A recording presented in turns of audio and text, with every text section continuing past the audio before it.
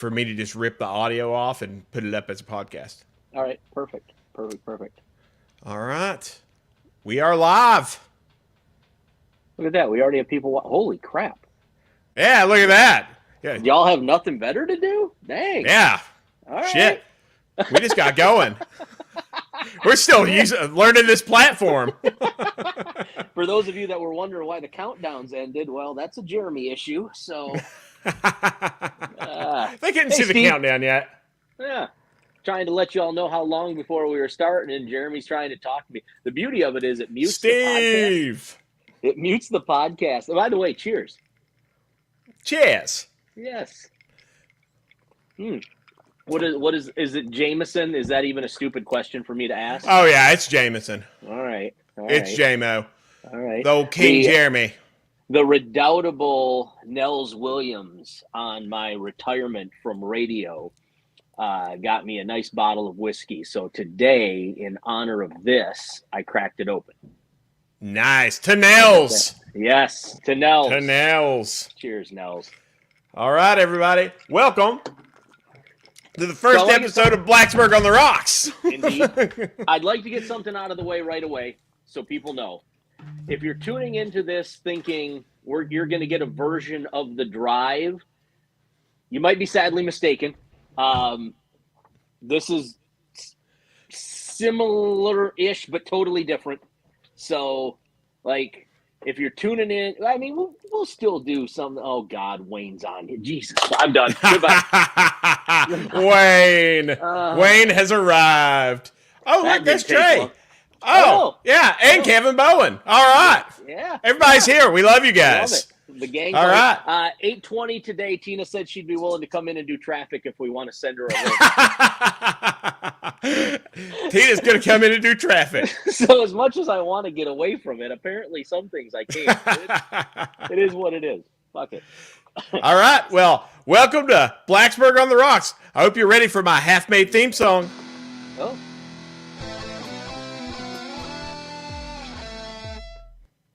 Yeah. Love it. I don't have any music licenses, so you all are subjected to what I write.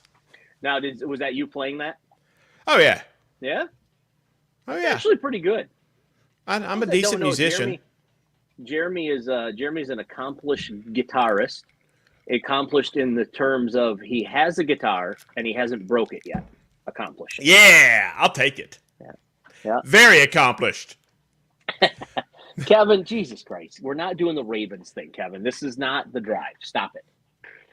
Yeah. I do have a special guest. I have a special guest with me today. Who's our special guest? Oh, hello, pupsies. Igor the Wonder Dog has decided to make his way into the office and hang out with me and run around my feet and whatnot. So he is just over 6 months old. Sorry. Is he? Wait, hold on. December, January, February, March, April. Yeah, just over 6 months old. Nice. He's still a terrorist. He drives his older brother and his mom crazy, and he's just a big baby. So there we go. So, Paul, earlier I was thinking about you in the shower, and I'll get to why. Why. You were thinking about me while you were showering, or you were thinking about me taking a shower? Because there's a big difference. Yes, both came in. Okay. I'll get to how I got there. So I'm in the shower this morning. I'm just like going over shit in my head. And I was thinking like women's basketball, like WNBA, like Angel Reese, like doing her stuff is all over the headlines and everything right now. And I was thinking about how we got here and, no offense to women or whatever. And it's not because it's like a superior product or anything. And what I've really come down to is I think these stars in college may have figured out that you can go like the professional wrestling route and have like full on drama and storylines and everything else to get people into it. And you all can act like you're hitting each other and doing whatever. I mean, it can all be straight up fabricated and people are still going to tune in and be happy about it. So the WNBA, now that they've got like the college stars, it's now practically professional wrestling at this point. Is the way I see it. I can agree with that. You know, you got your Caitlin Clark, and she's like your Stone Colds or whatever. Like the ones that's just like, oh, they still kind of not likable, and you don't see why people like them so much, but they're the stars, you know? Then you got your Angel Reeses who are like, you know, the heels of things. And I mean, that's what I got from it. That's all I can think of. But I mean, it's like that in any sport, really, right? Like, I mean, you look at the NFL. You've got your Christian McCaffreys, you've got your Patrick Mahomes, right? But you've also got dudes out there that are just, you know, I'm trying to think of one specifically right now. Everyone that comes to my mind is like an older player, but you know, like you got the guys out there that talk shit and in post-game interviews are you know, will tell you that, you know, hey, he sucked. I beat him every time. NBA, same thing. I think finally the WNBA just has. I think this has probably been going on the whole time, but ain't none of us been watching it, right? Like, see, that's my question. Is it a product of us paying more attention, or are we paying more attention because it's a product? Because in the NFL and stuff, we wouldn't care about these millionaires' drama at all if it weren't for the fact that we were already so invested in this sport. I think that it probably is the former. I think that it is they're not doing it because more eyes are on them. They've been doing it all along. There's just no prior to this, like they were pulling like 1 million maybe viewers for like a big time game, and now regular Thursday night, right? You know, if you got Caitlin Clark versus Angel Reese or any matchup like that, they're pulling 3-4 million viewers. And I mean, if you have a sitcom, 3-4 million viewers get you another season. So you know, not saying that the WNBA is a sitcom, but I'm saying like in comparison, right? Like if you're doing those numbers somewhere else, then you're golden. So I think what, Frank? What? Oh no! Check this out from Wayne. Nice, Wayne. Nice. Yeah. No. There's definitely some fan fiction going on. We still have the Jeremy Counts the Tim Thomas erotic fan fiction, and now I'm not on the radio, so I don't have to be as edited. No, maybe we bring Tim censored. Bring Tim on and we talk about that like with Tim and just kind of see what part he actually played in this, because I believe he had a bigger part than he wanted us to believe on the radio. Tim, if you didn't have such a big part, how do I know what your favorite grease is? It's true. That is true. Very true. I mean, yeah. I agree with that. No, but I was thinking about that in the shower, and I was like, man, Paul really loves professional wrestling. I do. And I know Kevin Bowen hates me calling it that. You have it? No, and I need to. But, like, right now it's tough for me because you got baseball starting up, you got the NHL playoffs. Like, I was heavily invested in the Rangers because my girlfriend Bridget is a big Rangers fan. Now, normally I'm a Red Wings fan, but the Red Wings sucked. There's a bug in here. The Red Wings sucked, so I got on board with the Rangers. I even went to a Rangers game this year in Madison Square Garden and wore a Henrik Lundqvist jersey. So, like, nice. 100%. I was in on that. So now they're out. I'm guessing we'll still watch, but if there's a free Monday night, I might pull it up on my iPad and just sit and watch it, just to kind of get caught up. I prefer AEW over WWE, though, for the record. I don't know what AEW is. Is that like the WCW? Yeah, like, are you serious? What is that? You've never watched? No, I've not watched professional wrestling since I was a kid, and back then, Dad wouldn't let me watch WWF because it was too, I guess, adult, and so I had to watch WCW. Yeah, and WCW was trash. Like, you had to watch 8 matches of luchadors no one has ever heard of, and then you might get to a match where you have 2 headliners, and even then they barely wrestle and there's barely any drama. Trade. AEW's on TBS right now. Jeremy, do you got a TV in that very beautiful hall that you currently are broadcasting from? No TVs are allowed in my throne room. Oh, okay. There might be one in the Jameson pile down on the left. Oh, okay. Well, you could definitely watch it. I'm telling you, I prefer it. Like, WWE became very watered down to me. I was not into it. Tina, we're going to get you on for traffic in 11 minutes. We got to send you the link. No. How do I invite? Right there. But yeah, I was thinking about you in the shower, and then I thought, I wonder if Paul's showering right now. So that's kind of how I got to both. What time was it? It was when I was in the shower, it was at 8:15. No, I was almost to Christiansburg for my BNI meeting by then.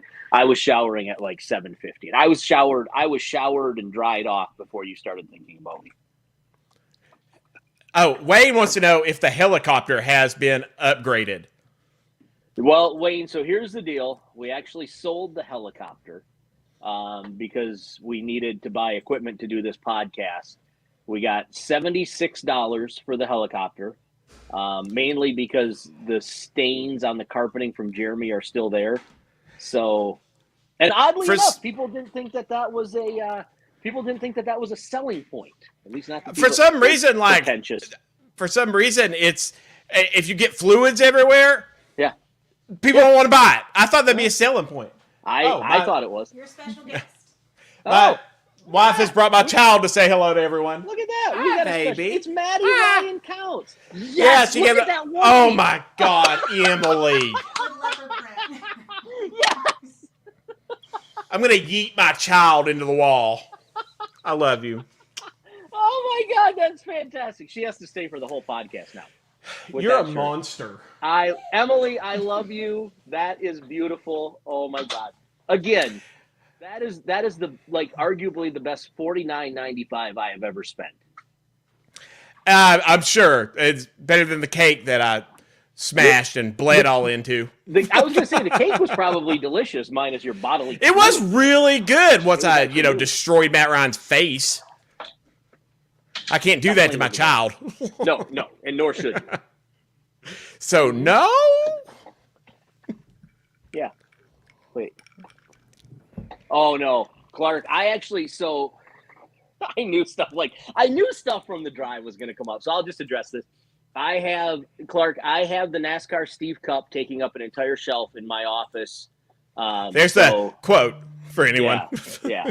I have, I'll tell you what, that's a prize that I never won, but I also never gave it up to the winners. So that's what I got going on right there with that. Man, we've got 100 people watching us right now. This is our first episode. Like, y'all are ridiculous. But since there's so many people on, I'm going to play our theme song again. All right.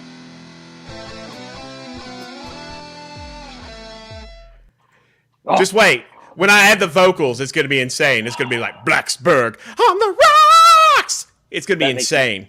It's going to sound like a little sweet.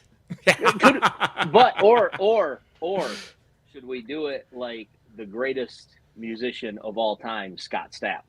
Oh, you shit. No, we should not. You know what I'm saying? Like with that just bassy. Yeah. Clark, actually, you know what, dude? You and I need to get together next week, and I need to give you the NASCAR Steve Cup. You have earned it. You should have that. I should give that to you. What's up, Aaron? Glad to have you on here. For those that don't know, Clark Ruland recently got married. Congratulations, Clark. Yes, Izzy Post.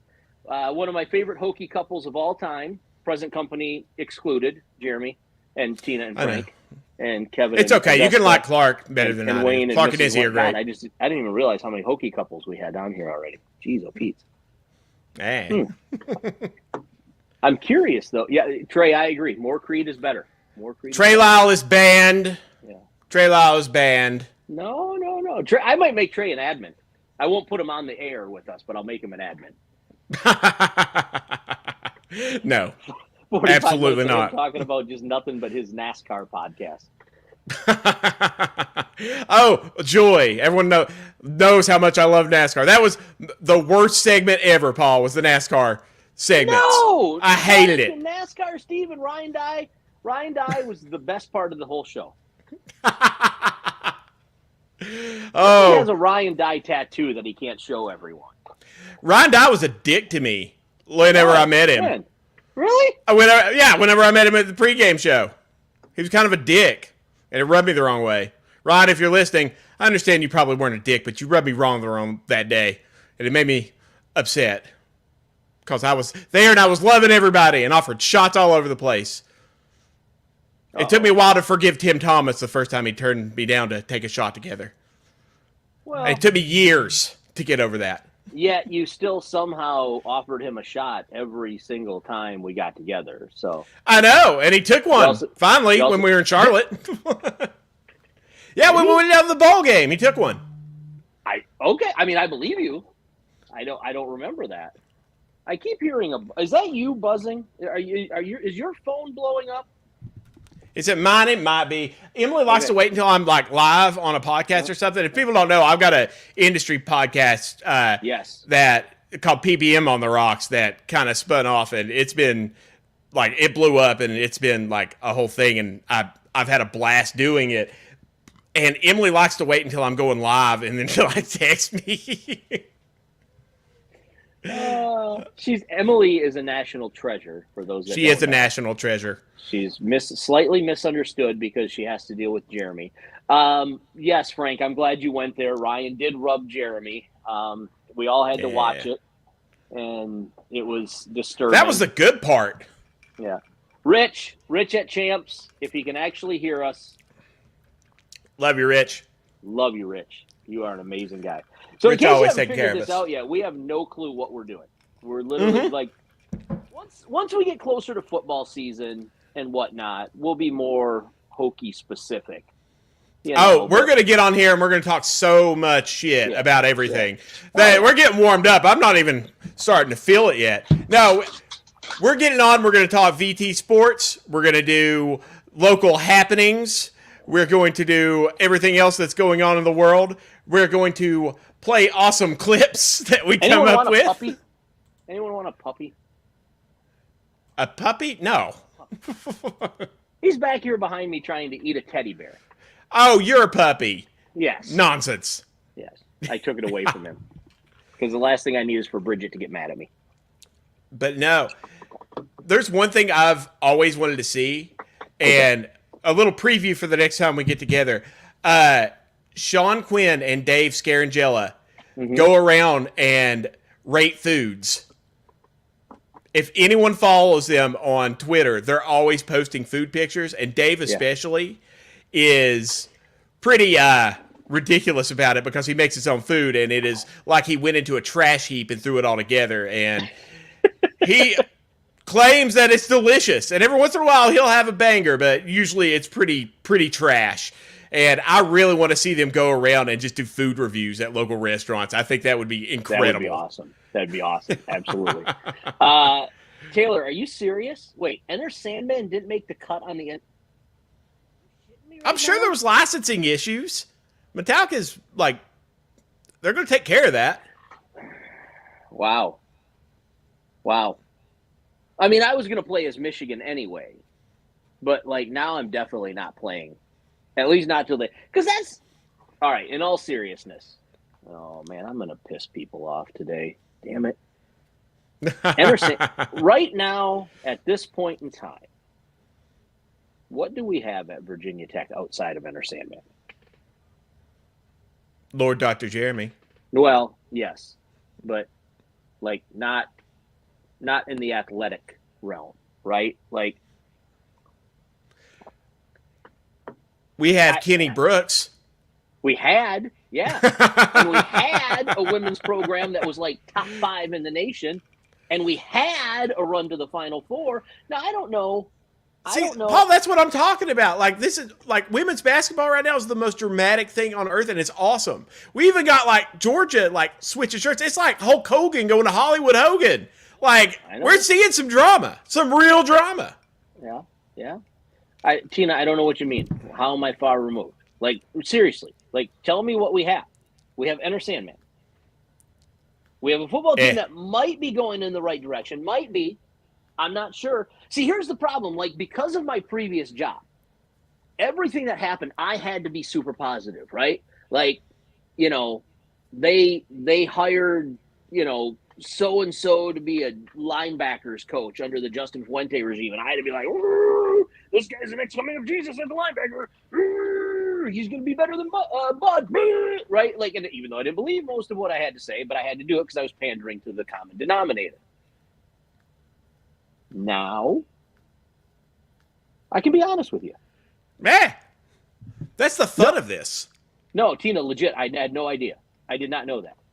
I think the problem is I've removed myself from Twitter. I don't get on Twitter very often. Me either.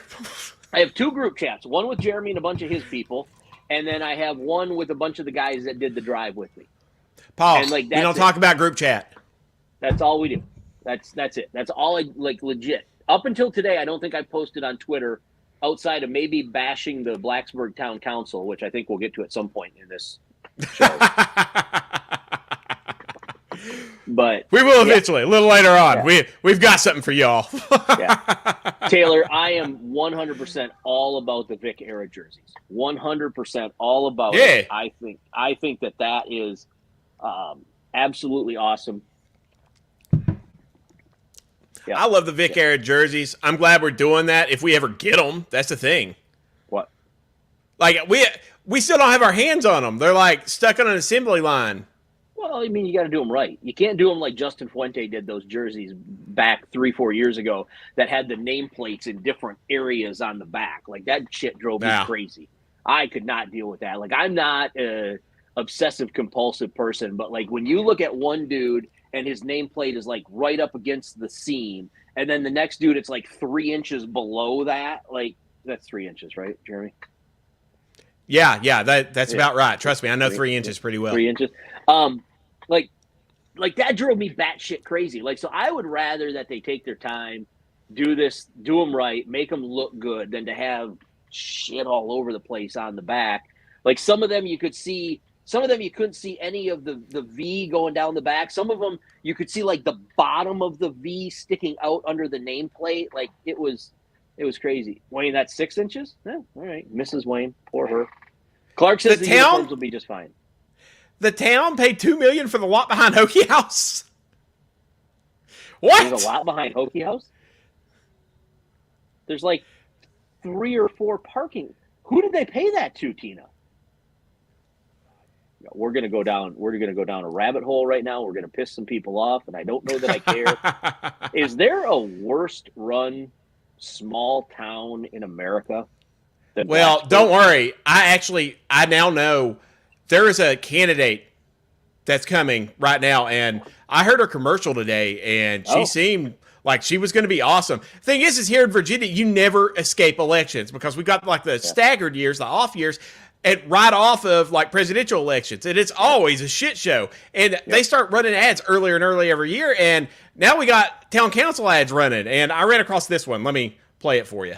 All right. Hello, I'm Karen Carenson, candidate for Blacksburg Town Council.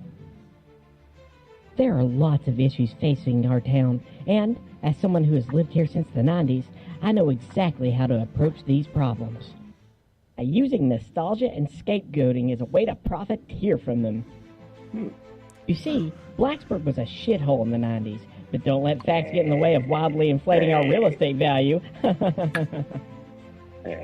As a town council member, I will not only perpetuate this housing crisis, but also deflect blame to the very students that enrich us, yet we despise. We will accomplish this by holding up any and all housing developments, idealizing a time when no one wanted to live here, finding obscure species and claiming anything fun or loud as a threat to them. A marketing campaign that tricks retirees into living in student-dense areas. Tear gas to disperse Center Street gatherings over 50 people. Public floggings of anyone displaying Greek letters. With my plan, we'll be able to continue to inflate our home values and torture students while taking the moral high ground. Vote for me, Karen Carenson, and save the salamanders. That is a winner. That is a candidate. She gets it. She gets it. Here's the crazy thing. There's probably 30,000 idiots that'll actually vote for that person. Like, that's the sad part. That's the sad part right there. Like no, the weird thing is she's simultaneously running for school board too. I'll have to find that clip eventually, but yeah, it's pretty wild. Karen Carenson's really got some stuff going on. Like, and yeah, the salamander. Give me a damn break, the salamander. and Center Street. You know that. You don't even want to get me. You know that was just made up. This shit pisses me off. Like, that's the thing. Like, that was made up. Like, it was an entire thing that they just looked for to try to get in there because they wanted to cause issues for Center Street because people living around there got mad. So they figured out that there was a salamander there and they raised hell over it, which is insane. Here's an idea. No kids party. They've partied on Center Street on game day since Tina was in college back in, like, I think she went to college in, like, 2018. Anyway, you've known this. Like, so let's go buy a house adjacent to where 30,000 college kids are going to show up every Saturday. Let's bitch about it. Let's be like, oh, this is terrible. The kids are making noise. Fuck you. Of course they're kids. Everyone gets so angry over Center Street, and it's the thing is the entire idea of it was to keep all the raging there so that they weren't out on like in the lots doing that with like families tailgating and stuff, and it's worked well. And then people are like, oh man, you know what I should do? Move to Center Street. Why the fuck would you do that? Why? You are an adult. Don't live on Center Street. You know what it is. Like, it makes no sense. But we're going to have more drama coming up. I'm assuming Aisha's being sarcastic, but, you know, like that's the kind of crap you deal with. The trees. They walk trees, they're so old. They walk five abreast through the trail and stomp down the grass. The trees, everyone's just like, but the trees are so old. Every tree is old. All them trees are old. Every tree is old. And Aisha is being, shout out to Aisha. Aisha's great. She's a friend of mine. She's being sarcastic. No, I get it. I get it. But like, seriously, like, come on. Real talk. Where would Blacksburg, Virginia be right now today if you picked up the Virginia Tech campus and moved it away? It'd be Pembroke. I don't even care. It'd be Pembroke. Yes. 100%. Yep. And that's what so many people don't get. It's just full on, like. Some PKs. Yeah. I would go to PKs once a week. I would go to Hokie House once a week. Supporting an entire downtown, an entire surrounding area. Look, Christiansburg would have trouble if Virginia Tech left. All those kids, all those people, they're all going to Walmart, or the Walmart, as we like to say down here in the South. They're all going to not Applebee's anymore, Olive Garden, and wherever else. You have to go Lowe's, Home Depot, all of that. Paul, you're going out whenever you lean back. Am I? Yeah. I'm sorry. You're noise I get riled up. Yeah.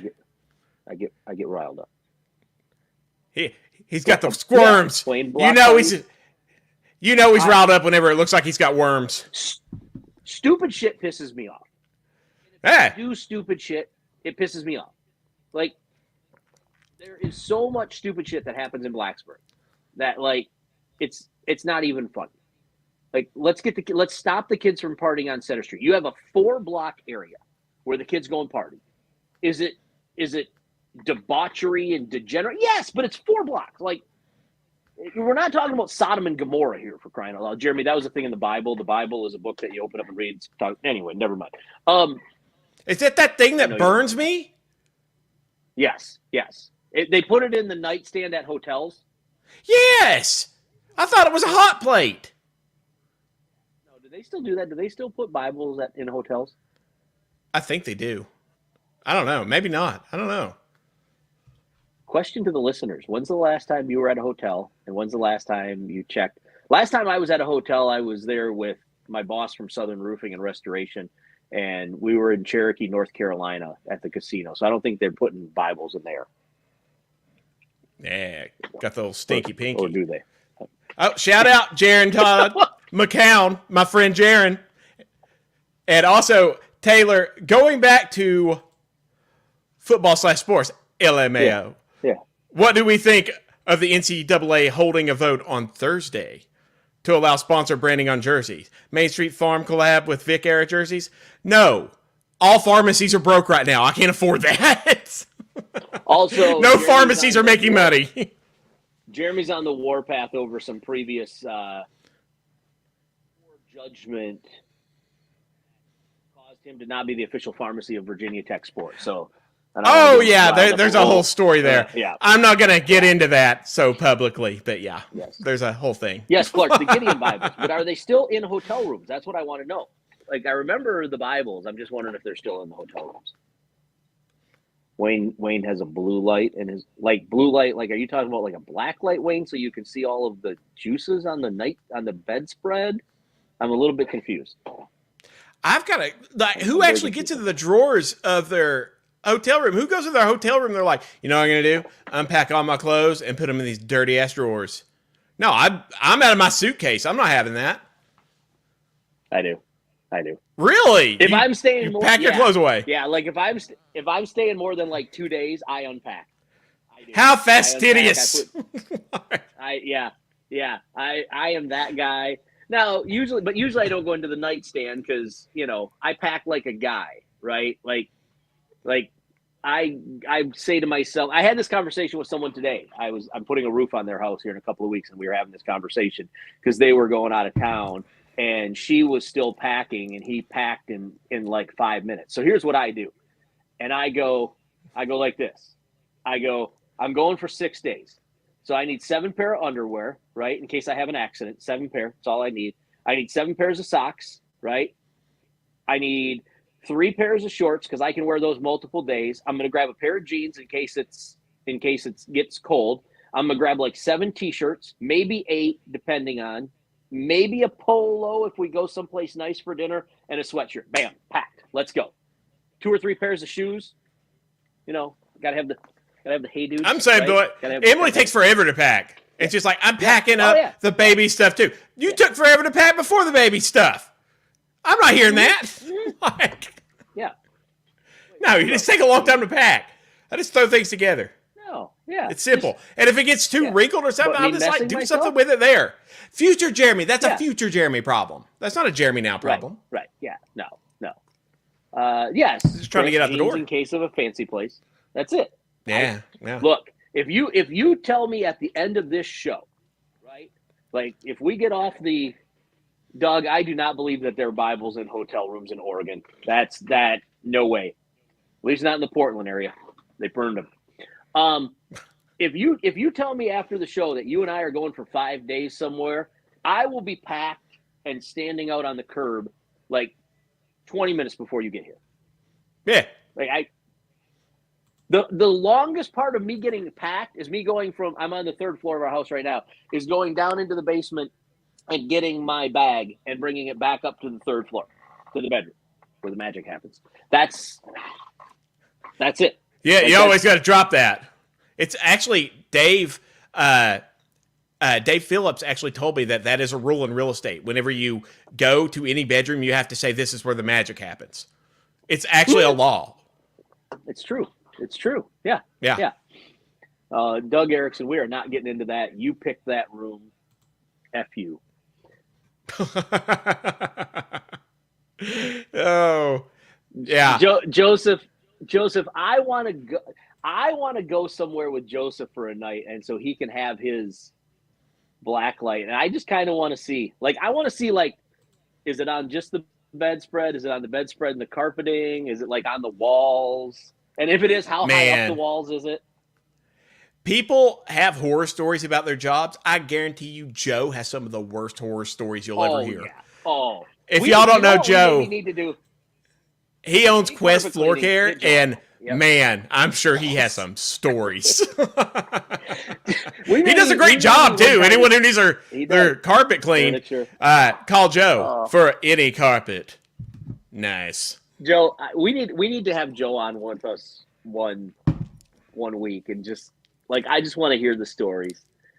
I love other people's horror stories. I don't want to experience it myself. So there's a chick on Twitter who does blacklight in Vegas. Oh, nice. Tina, can you send us Yeah. the link to that, please? I'm sure if I Probably looks like get Slimer from Ghostbusters rolls through there. I'm guessing. Oh God. Oh. Nice. So Doug, Jeremy, let me see. Can I do this? I don't remember. Yeah, you can do that. All What? right, What are you so poking your here's the screen with a pin? Stylus. Oh, okay. Bottom, I was so wondering don't why take you're it off. sitting up there like a professor trying to write on a chalkboard. Yeah. Oh, I'm a clicker. So, You got so I'm the gonna share fancy this story with touchscreens. everyone. Yeah. So Doug Erickson is my best friend from back home. There are very few people that I stay in contact with from back in Michigan, but Doug is absolutely one of them. We talk pretty much every day. So Doug came out. Is it because here of the a couple warrants? years ago. Yeah. The FBI won't let me talk to most people back home. There was an incident. We can't talk about it. Anyway, so Doug came here, and we decided that we were going to go down to Johnson City, Tennessee for a big golf getaway. Fun fact, if you play golf, Johnson City has got actually some really nice courses for cheap. Like they have like 4 courses in the greater metropolitan Johnson City area. So we were like, all right, so we need a hotel room. Here's the deal. We're only going to stay, like we're literally going to golf all day, right? So we don't really need a pool. We don't need a bar. We can go find someplace to drink if we want, blah, blah, blah, all of that stuff. Jeremy is a legend. We need a room with 2 beds, right? So I find a hotel that has like a 4-star rating, like 3.8 stars or something like that, right? In Johnson City, Tennessee, you're thinking probably a pretty decent hotel. Well, we get there. Needless to say, Jeremy Joseph. What about Johnson City made you think this? Oh, decent hotel. Have you spent much time in Johnson City? Oh man, I've spent a lot of time in Johnson City. Listen, I love me some Johnson City. I'm not gonna lie. You cannot go by those ratings. I love Johnson City, but we learned that. We learned that the hard way. You cannot trust hotel ratings ever. Like I had to go and I did the live cast from St. Louis for the Express Scripts protest. Huge deal. Like it was awesome. And I tried to find somewhere to stay because I pretty much flew in, slept, did the podcast, and then flew out immediately. One of the things that happened was I chose a place because it was highly rated. It was near the airport. It was a Best Western plus. And I was like, well, it's a plus. Obviously, and Emily's like, Jeremy, it's a Best Western. I can't believe you booked that. And I was like, Emily, look at these ratings. And it's a Best Western plus, Emily. Well, Emily was right. There was like, I hope it was glue. Just like stuck to like the nightstand on top. Joseph, and it had to be glue because it was an adhesive, I think. And it was like, it wouldn't come up. You know that stuff gets sticky. Yeah. I was like, oh my. But, it was too late then. There I was at the Best Western plus. Listen, what you need to can't do trust is those. just remember to pull the bedspread off. Don't sleep or lay on the bedspread. Lord knows I know that what much. you'll get into there. I know that much. Yeah, Best Chris, I Western agree. That's 100%. Like, but I mean, seriously, in Johnson City, Tennessee, your options are limited. I found one that had like a 3.8 star rating, and I'm like, well, this is our best option, I think. Like, you could do what I did and just pass out in someone's apartment on accident. My brother went to pharmacy school at ETSU, and I would go down there and just rage balls with them every once in a while. And I'd get drunk at his pharmacy school parties, and I'd wander down the railroad tracks and back to his place over behind Cookout. And one night I was just really shithouse downtown at the Holy Taco. What? And and I went back on the railroad tracks and I went up and I went into what I thought was my brother's apartment. And I woke up to some guy shaking me going like, dude, you got to leave. And I went, what? I just assumed it was one of Zach's friends. I had wandered into these poor girls' apartments while they were gone. They left the door unlocked, I guess. They were the apartment below my brother's house. I wandered into their place and passed out on their couch. Just fell over on their couch and passed out. They woke me up. And I got up and I found the right place. I didn't know any of this. I thought I just wandered into that guy's apartment until I met them the following week at one of the parties. And they were like, "That's the guy! And I was like, I was like, "Do I know you?" They're like, "You're the guy that passed out on our couch." And I went, "Oh, yeah, I get that. Yeah, okay. Yeah, I remember that." Yeah, no, Tina, that's no clue. Okay, Andrew, hold on. Andrew was supposed to be on here. Andrew, I thought you were going to a going away party or some shit on a Wednesday. Unlike you, Andrew. So I'm glad. I'm glad that Andrew Alex is not here because now I can tell the story from my point of view. And Tina will back me on this because did I defile Andrew's bathroom? Yeah, I'll admit that. I did also find out that the limit is 8 double whiskey on the rocks. Only 8? 8 double whiskeys. 8. No. So no. 6. I had 6 at we were in Charlotte at Andrews. I was flying out to actually go see Doug. So Doug lives in Portland, or well, a suburb of Portland. He lives in Vancouver, Washington. So I was flying out of Charlotte to Vancouver, so I stayed with Andrew the one evening, and we got a little sauced. 6 at Graham Street Pub, I was fine. Walked back to his apartment, no issue at all. He poured a 7th at the apartment. I was doing pretty good. Then I got into an area of darkness, we'll say, and I realized that I had to go to the bathroom. And this gets a little bit graphic, so I apologize, if you have a weak stomach or you're eating dinner. I thought I had to go number 2, and I did. But I also, nice. Why do I have balloons? Okay. Is that something I did? Or did you do that? Did you see the balloons? There were balloons. I didn't say balloons. Yeah, so I thought I had to go number 2, and I did. But I also realized that as I was going number 2, I had to throw up. And this will come as a shock to no one that knows Andrew. His garbage can didn't have a bag in it. So I didn't know what to do. The tub was too far away. So I just kind of let go all over his back. Oh, you got to do what you got to do. That's it, right? Like, it's going to come out. It's got to come out anyway. Don't listen to Andrew. I'm sending Andrew a link, by the way. Did you? Okay, so he could potentially join us. Well, I got to get the link. But yeah, continue Andrew, your story, Paul. Yeah, I did ask Andrew if he had any whiskey there. I felt good about myself. Like I was 6 deep at the bar, not feeling terrible. Got back to his place, 1.5 more, and all of a sudden I felt terrible. It was bad. But I, unlike Andrew and Tina, you can back me on this. I actually made a valiant effort in my state to clean up my mess, if you will. Did I get everything clean? No, I didn't. Paul, you're not perfect. It's fine. Yeah. No. And in that persecuted this man.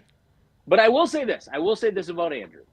I was going to go to the NASCAR Hall of Fame because my flight didn't leave till like 4 o'clock in the afternoon or something like that. So I had all day. I was going to go over to the NASCAR Hall of Fame because only a couple of blocks from Andrew's place. And I think, Andrew, he sent it to you. I couldn't. But Andrew, God love him, he had an appointment at 9 o'clock. At 10:15, he rolls back into the apartment and he's got 2 bottles of Gatorade, 0. And he's like, "Which one do you want?" And he was a lifesaver. He, honest to God, was a lifesaver. So, there you go. Andrew, yes, I did throw up all over your apartment bathroom. but I did attempt to We're clean up it to 165 concurrent viewers on our first show. 165 people listen to me tell my puke story at Andrew. Thank all of you for coming to enjoy the first episode of Blacksburg on the Rocks. It'll get better, I promise. Maybe it won't. Don't worry, I got much more music coming. Jeremy, wait. I want to hear the story about the time that you gave yourself a concussion falling off 4 stairs on a porch. Oh, fall on my porch? Yeah, it was that porch on Lee Street, man. I rented that place up there, and the porch went up a good 5 feet up, and it was a big concrete porch, and it didn't have any railing. I just opened the pharmacy, and oh, look, there's Andrew. Yeah. Ooh, let me turn this guy down. That is not the apartment that I violated, for the record. He had to move out of that one. No, that is I actually did not get fined for the irremovable stainage in the bathroom. So stop. Stainage is a good word. On that. Just want to clarify the record here for those of you that are listening. Most of what Paul said is true. Other than the fact that when we returned to the apartment after Paul very gloriously, and he's right, he seemed like he was totally fine. We had a mile-ish walk, maybe 3/4 of a mile, but through uptown Charlotte, so it feels longer. Like you're going through a lot. Yeah. Paul had drank 6 double whiskeys. It was like he was being totally normal.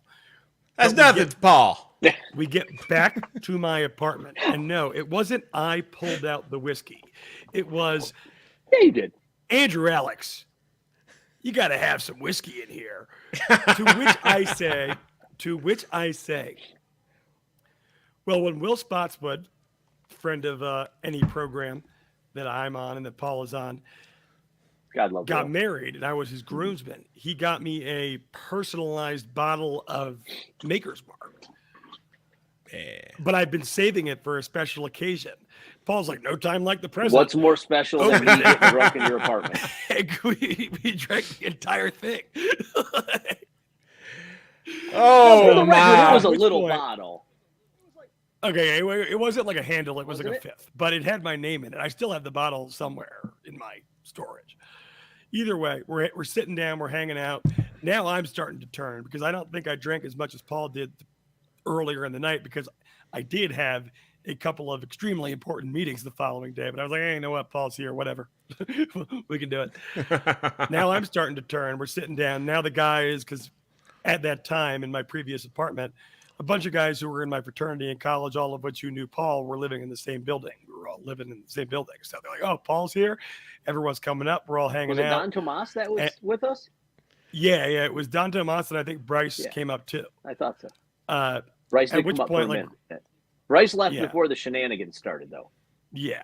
So it's me, my old roommate, Nate Furrow, who's going away party I was going to. Shout out to him. He's moving to the big island of New York City, Manhattan, tomorrow. Nice. Oh.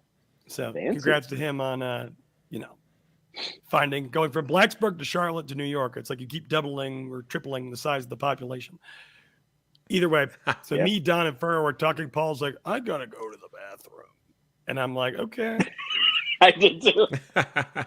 And then suddenly, after a reasonable 10 minutes, I'm like, hey, Don, Paul's been gone for a while. He's like, I don't know, man. I'm going to do a little hold up on you. Why did you make Paul's voice deeper than yours? You've got one of the deepest voices of anyone I know, and you made Paul's voice deeper than yours. It's what I'm going to go to the bathroom. When I stood up, I was possessed by Satan, so that was. So, right after I said to Don, I was like, there might be an issue. You think Paul's okay? Don's like, I don't know. You want to go find out? I'm like, not really. Then I hear the bathtub start running. I guess Paul had thrown up in the toilet, overloaded the toilet, then turned around to the shower. Yeah, it's a pro move. And then about 3 to 5 My mom's minutes after listening that. right now. She's so proud of me. This is a crowning achievement for her. Mrs. Paul's mother, I'm sorry if you have to hear this about your 50-year-old son. Should we go to church tomorrow? There's a lot to pray about. Yeah. Is there a Thursday morning service? But then Paul comes into the living room again, still zombieing, and he's like, "You guys got any paper towels in here?" And I was like, "Oh no." At which point, I just kind of like, it was super late. I proceeded to go to bed. I wake up for my 9 a.m. Like it was like an in-person meeting in Charlotte. Normally I work from home. I go into the bathroom and I'm like, oh my Lord. And to Paul's credit, he did attempt to clean it up, but it was not all the way there. It was, by the time I left, by the time you left, it was a valiant enough effort where I could accept it. But at 8 a.m., when you still had hours left to go before you even woke up. And then I'm leaving my meeting and Paul's like, "Did I scare you off?" And I'm like, "Nah, man, you're good." The thing is, I thought if we're gonna do bad throwing up stories, though, I will say one of my my welcome to the real world moments, which Paul will remember, it was a 9 a.m. pregame show. It was probably like the second pregame show I did after graduating college. So now I'm a full-time employee of the radio station. And me and Jimmy and all the boys had gone out really late the night before, which, I was always like, it's all good. I'll go to the pregame show at whatever time. I'll have one beer. That beer will kick me back into action. And, it'll be fine. Jeremy, of course, before the bar is even open, has been allowed in and allowed to order liquor shots, specifically Jameson shots. So Jeremy, I get special treatment because I'm a special boy. You are a special boy. So Jeremy comes in as normal, acting all crazy. He's like, "I bought fucking 15 liquor shots for all you guys, 2 each." And I'm kind of looking at it and I'm getting queasy and I'm like, I don't really know if I want to do this. Paul is like, "Oh, come on, you got to do it." I do it immediately, out the back door of Hokie House, out the side back door, puke on the side of the road. So just in front of myself, in front of the owner of the bar. Yeah. I wasn't going to have you bitch out, Andrew. Like, I believed in you. I was trying to make you better. Right. Well, Paul, who's worse, though? Me or Mr. He's too famous, so I won't mention him by name. But Mr. I can't believe they kicked me out of the bar last night. Like, yeah, Mr. False Accusations. And the fact that he's still dying on that hill, even though, like, I had bartenders and 2 bouncers all tell me the exact same story. The fact that he's still willing to die on that hill is a very NB kind of a thing. So for those that know, we'll try not to besmirch his good name. People actually think he's a true journalist at this point, and I don't understand that at all. Paul, I did hear a funny thing, and I think this was a Darren comment. Oh, then it's excellent. He said, the way that someone would tell you that, their son got a Division I scholarship to play college sports. That's the way so-and-so talks about an old lady recognizing him and Seth at the grocery store.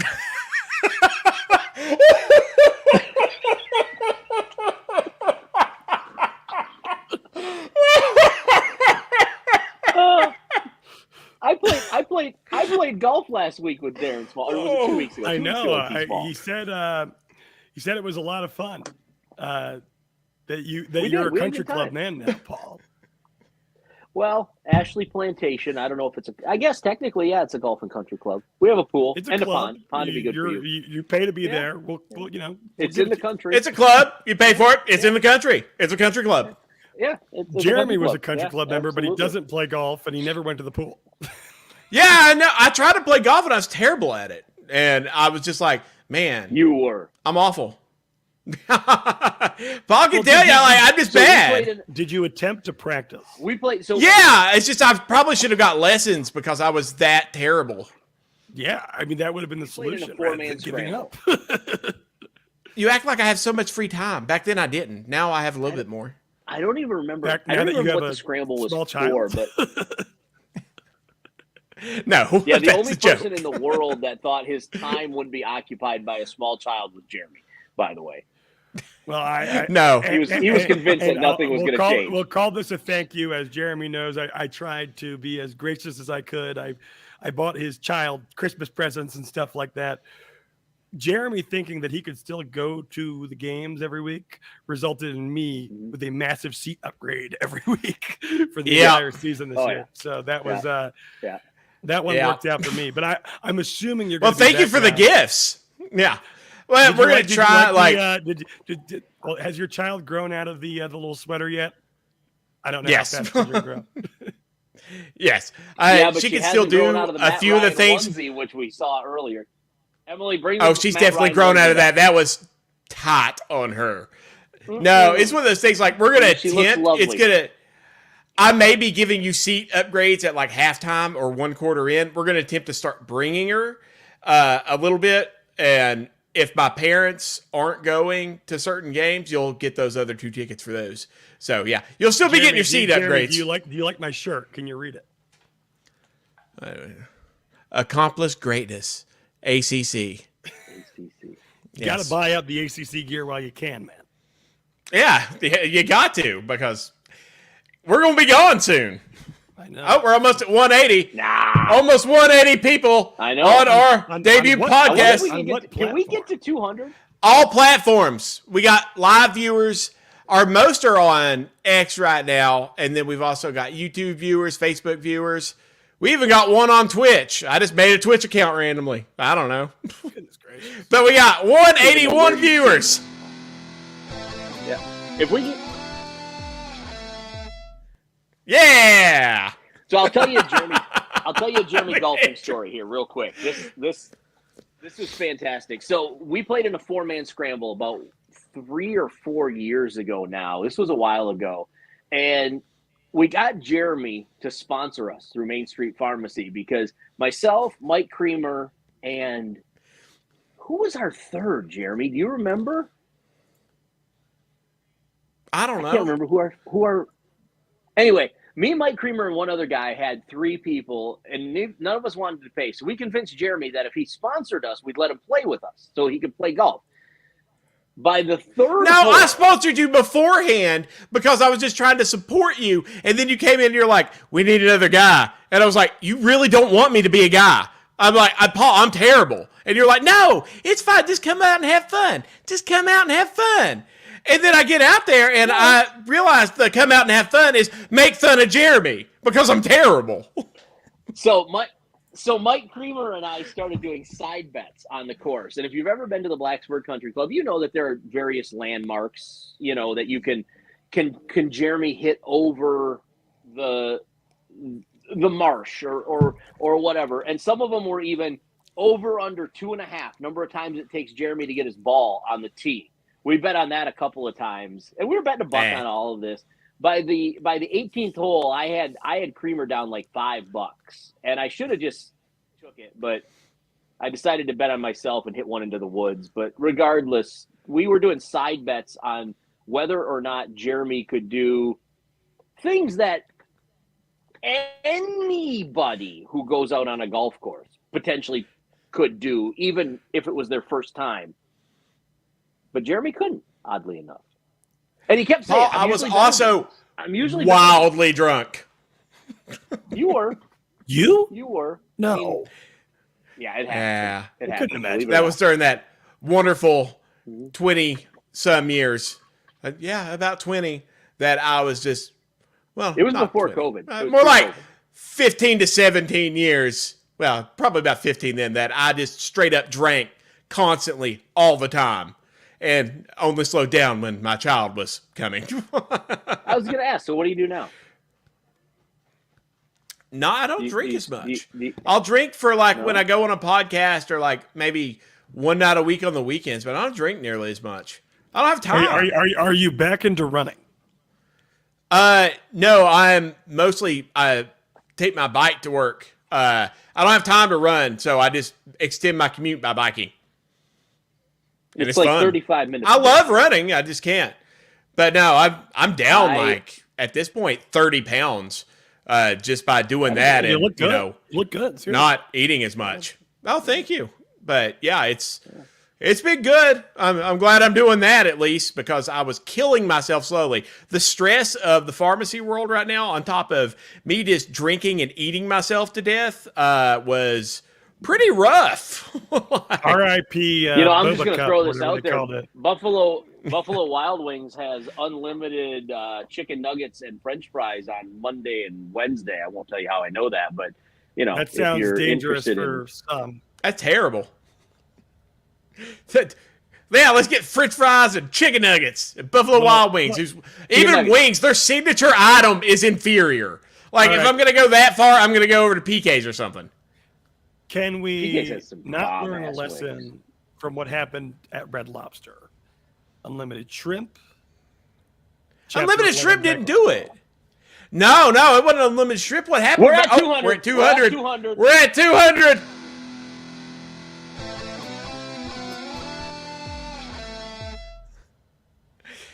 But no, it wasn't an unlimited shrimp. What happened was a private equity firm came in and bought all the real estate out from under them. So when they bought all the real estate out from under them, they bought Red Lobster and then sold all the real estate out from under them. And then the people who bought that started charging Red Lobster rent, and they couldn't keep up with the rent. Private equity killed Red Lobster, not Endless Shrimp. Endless Shrimp will not be besmirched.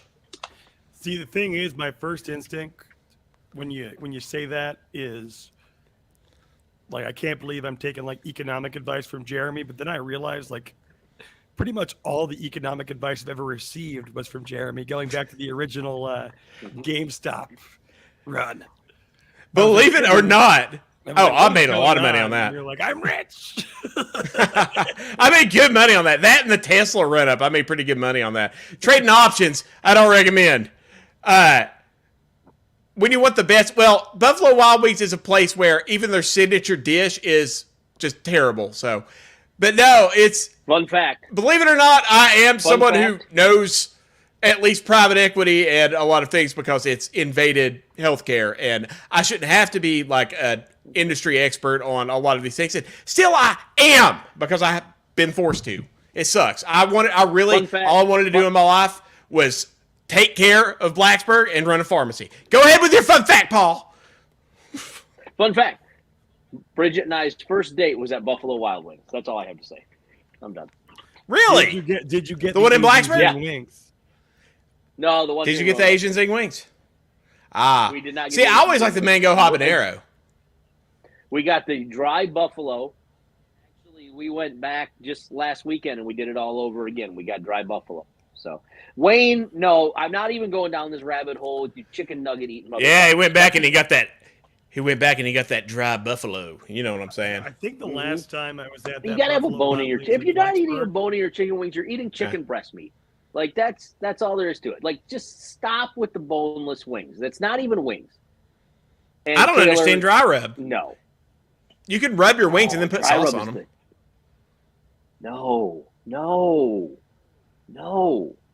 In fact, shout out to Michelle. I'm sure she's not watching this today, but Michelle at PK's. So when I go to PK's, I always get the dry Cajun wings and an order of French fries. Everybody there knows that that's what I get. At least the bar staff knows. We had a new guy at the bar on Tuesday. Bridget and I went there for lunch, and he brought me the wrong wings. And God bless Michelle. She gave me a discount on them. I ate them. I was fine, but I got a discount on them. So poor unfortunate soul. Got the wrong wing. What were you saying, Andrew, before Paul went on his wing tangent? No, what I was going to say was almost less important. It was this was probably 2000. I don't know. You can date it based on the description, but the last time I was there was that basketball game. If you remember, Virginia Tech and NC State, final score was 45-42. Oh man, no one could hit a shot. I was there. It was awful. Yeah, I went there with Jimmy Cleveland. Oh man, that made it better. No, he was like, I don't feel so well. I was like, just have a beer, dude. You're fine. You know, it's like January or February, like peak of flu season. Next thing you know, he's hospitalized because he's so dehydrated that his face started getting inflamed, like he couldn't open his mouth. Oh, yeah. I was like, oh, all right. Well, we'll never go back there again. I don't know why y'all hospitalized him. Him not being able to open his mouth is a godsend.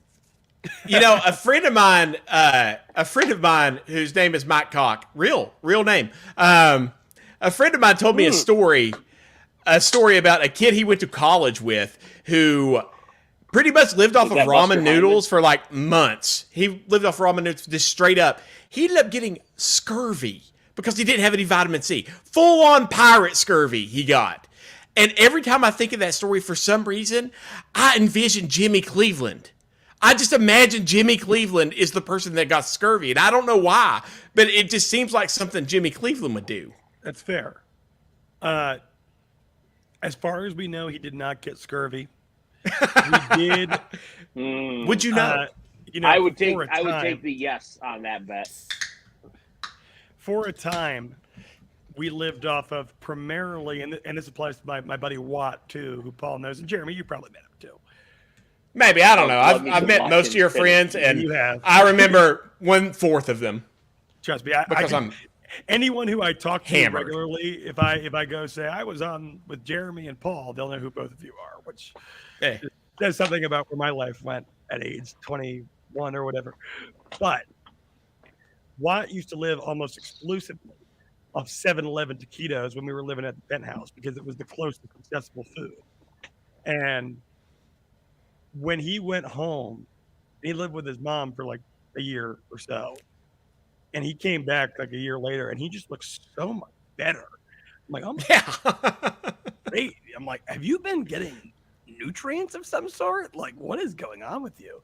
But I have a question for you, Jeremy. I am requesting medical advice because you're the only doctor I trust. So nice.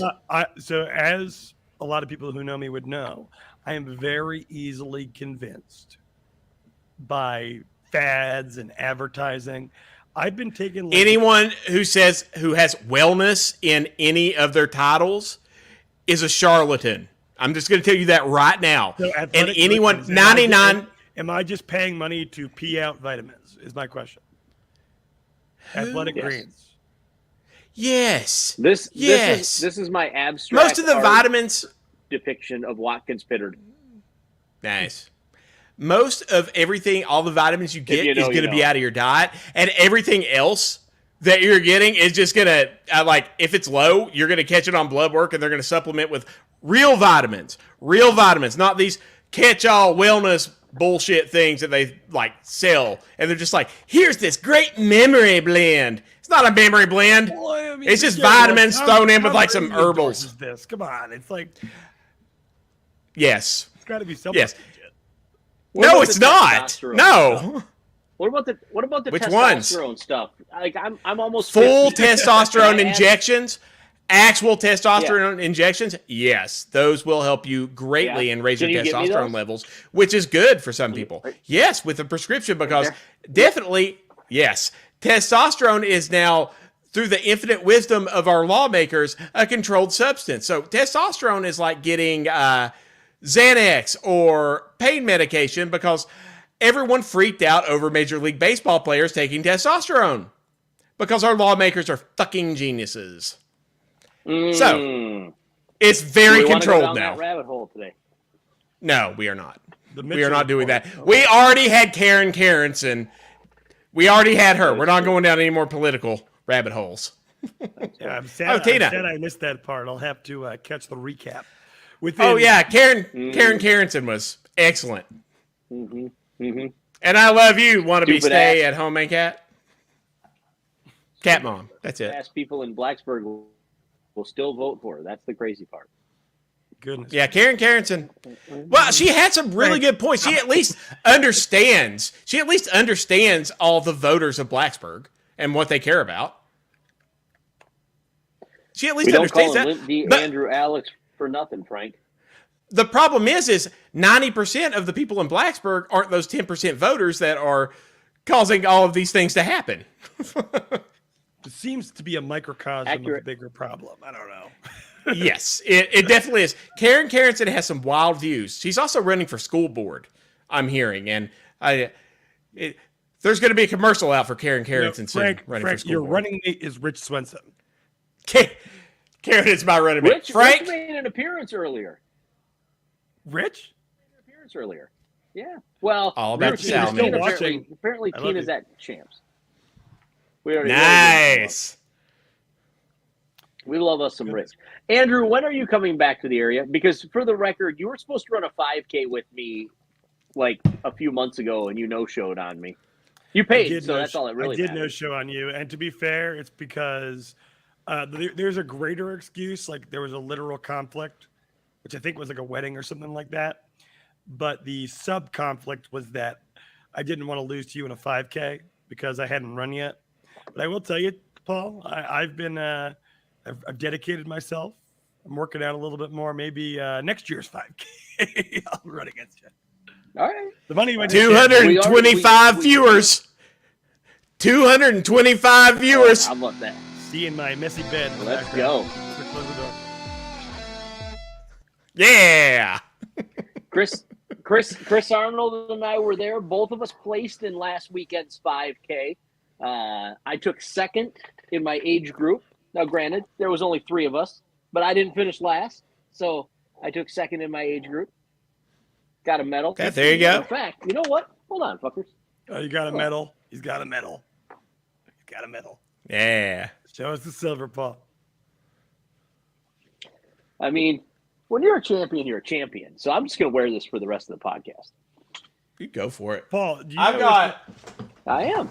my participation trophy from when I ran the Disney. You can't see it because of my you filter. Are completely, I ran the Disney marathon back in the day, and I got a participation you know, trophy if with I ever run a Mickey. marathon, it will be the Disney marathon. You can ask Pudge that. I've told him that. But So listen to everyone. If you don't keep up with your fitness, you're gonna get fat like Jeremy. Open a pharmacy. Paul, But is- like, look is at this. NASCAR Look at this. So I have 2 medals. Look at this. This is Bridget's medal collection. Let me see. Here, look at that. Yeah, Like she's got- Bridget's legit. But Paul, you got a second place. I've never got one of those. I got a second place in my Like- age group. 25, I Jeremy. got a third place. It don't matter. Third place. I mean, look, it's the dude that won the 5K ran the stupid thing in like 18 minutes or some shit like that. Yes. I didn't even get to the 1.5-mile turnaround. He was running back the other way. It don't matter, Paul. My point is, like, I was even back in my prime, like I ran 5Ks. I didn't ever place. The fact that you got second is a big deal. That's what I'm saying. I don't have anything Yeah, like also- that. As I told Paul, I mean, I think we talked on the phone or I texted you privately, something like that. Yes. The we Paul talked on the phone. VanWagoner I knew in 2019 when I first met him, the one where we have the Trey Lyle, Paul VanWagoner, like Step Brothers picture, that man used to joke that he couldn't run across the parking lot. So, I couldn't. you know, Couldn't. it's a journey of self-improvement for sure. That's true. I'm actually going to pull it up. Like, I was looking at this the other day because I was trying to find a really good picture of all of us together Jesus to Christ. show. Andrew, you're in it too. And I was looking at it, and I was like, I'm not going to pull that up. Terrible. Wayne, I did There's a not reason believe for for 1 that. second that you came in second in the spelling bee. Not for 1 second. I do not that. I believe you, Wayne. I believe I you, did Wayne. not. Don't listen to him. Don't listen to him. There is a feeling of wholesomeness in my heart right now that I am talking into a microphone and you are listening. It's like going home. It's true. That is having true. people say the words Getting live wholesomeness Wayne about comments Paul. on a conversation with Paul VanWagoner and Jeremy. That's All Wayne, right. okay. I've maybe got in one. Whitfield. All right, maybe I believe that. What are about you Whitfield? doing? What this? yeah, Wayne probably apparently was placed second in a spelling bill in Whitfield. Spelling bee in Whitfield. Well, A spelling Rock bill. Dillard A was the spelling bill. valedictorian of- It was a bill of spelling. Yeah. Now I'm trying to find You it. go into- It's us back in the looking for that pregame show picture? back in the day. Oh, I Yeah, know it's what all of us picture you're talking together. about. Yeah, Yeah. I love that picture, but we're like all like super fat during it, and it's fine, but it's very Wait, wasn't great Emily in because that it's picture? us. Isn't it you and She me was, and Andrew yeah. and Emily? She well, wasn't Yeah, fat. that's exactly what it was. That's when I was, Emily is first lovely. of all, continuously, I was like, oh, okay. I have no money, but Champs has dollar burgers on Mondays, 50-cent wings on Tuesdays. I'm like, this is more cost effective than going to the grocery store. Yeah, whenever I was in pharmacy school, I had rotations here, and like I lived off of the bar specials, and I saved a ton of money. It was awesome. Yeah, you can't really beat a dollar burger. Yeah, Paul might remember too. I didn't have an understanding because for those of you who aren't from Blacksburg or don't know where the radio station is, the radio station was right across the street from Cafe de Bangkok. I love pad thai. It was something that we'd get on our birthdays, stuff like that when I was a kid. I had know what's no coming here. idea that pad thai had like 1,500 calories in it. So I was eating it for lunch like every day. yeah. I ran into that issue with the new Indian Nepalese place, Hamro, which is delicious, but Well, Jeremy, it's a whole thing. Before you went on that running streak in, I guess it was COVID times, you had that boba cup issue. That Yeah, the BB Cup. BB Cup next door. Oh my God. It's because I was working the pharmacy constantly and I couldn't exercise and I was just like eating BB Cup all the time. And then I'd lose some weight and then a new restaurant would open up and I'd be like, oh yeah. That don't matter. Got to try it.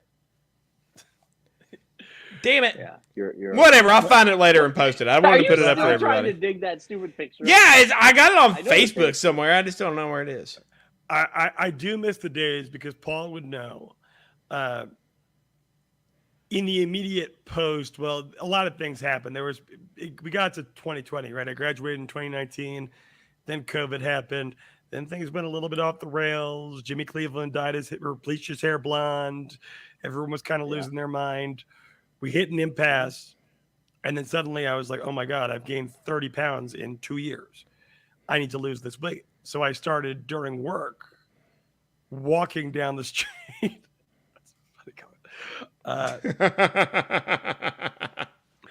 Walking down the what do they call it in Blacksburg? I am totally blanking. The Huckleberry The Trail. street? The Huckleberry. Huckleberry. I love the Huckleberry. I would walk on the street to get Yep. there. I would do it during the day while working, and I'd go on like a 5-mile walk. But there were days, I mean, sometimes I'd go in the evening, and I'd just be walking. I think I had one wireless headphone because I lost the other one. I couldn't afford more. I'm shocked. Just be walking, listening to one earphone full of music, and I just hear like "hi" in the background. Jeremy with just a shirt drenched in sweat comes behind me. How you doing? I'm like, oh yeah. Because what was it, Paul? Did we bet him that he couldn't run something in a certain amount of time? Yeah, you shits. That's the thing. It's like I could go out like even at my most out of shape and run 10 miles. That was the thing. Paul was like, you can't run 10 miles. You literally went out and ran 10 miles. It may have been a slower 10 miles, but you did it consecutively. It was 10 miles. I tracked it on my apps for you all. I got my 10 miles. Like that's the thing is even like a lot of like people who are distance runners or did a lot of endurance sports, like even later on when they're like out of shape and everything, they could still run a really long way because a lot of that stays with you. Like, yeah. So, yeah, you all were just like giving me shit over it. The farthest I've run so far is 4 miles, and I actually am doing the 4 on the 4th here in Roanoke on the 4th of July. So we'll see how that goes. That could be terrible because I want to die when I do 4 miles. So I don't know. We'll see how that goes. If you're finishing second in your age group for a 5K, I think you can make it an extra, But there's 3 people. 28 miles. 3 people, Andrew. 3. I found the pictures. Like I'm just not. Well, Emily found the pictures and sent them to me. Well, how are we going to get the right, pictures on the screen? Trust me, I'm going to put them on the screen. Just give me a second. All right. Well, in the meantime, I'd like to comment on Wayne's comment. Yes, my room is messy. Yes, like whatever. It is what it is. But this morning I woke up. I had a little upper back pain. I was like, oh no, my neck hurts. I was like, what are we going to do about this? Either Jimmy Cleveland has a book called The Secrets to Back Pain, which the entire book is like, it's all mental, get over it. Or, so I was like, I could either read No, don't do that. Or what I went for was bought a new mattress. Casper mattress, use a promo code from some podcast, because I thought about it and I realized I'm pretty sure me at age 28 years old now, I'm still sleeping on a mattress I bought at the YMCA thrift store in Blacksburg 5 years ago. And Mrs. Turkleton. I've never, I mean, who wants to go out and buy a mattress? I agree with. Well, you know why there's 5 billion mattress stores? It's money laundering. That's what it is. Well, actually, here to Clark's comment. Give me 1 second. All right. We actually are talking about upgrading to a king size bed. We have a queen size bed right now, and unlock that door, open that door, Andrew Alex, you bitch.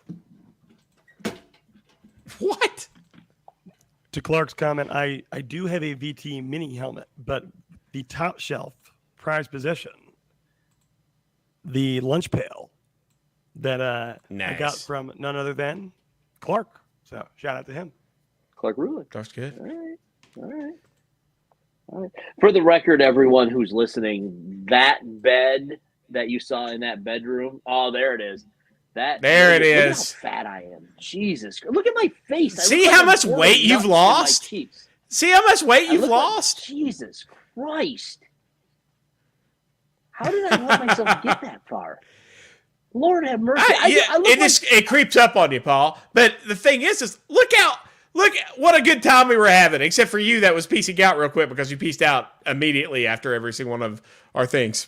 Well, I had to because I had to go to the game. I didn't have a choice. But it's not as good as this. Press box. Nothing is good as beautiful. this. That's a Doug Erickson special right there. I don't know if Doug is still on. That was Furman, right? If I saw the press pass correctly, that was the one where I believe so. Tim Thomas at halftime just goes, "Oh my God." I've heard Tim say that a lot. He was freaking out.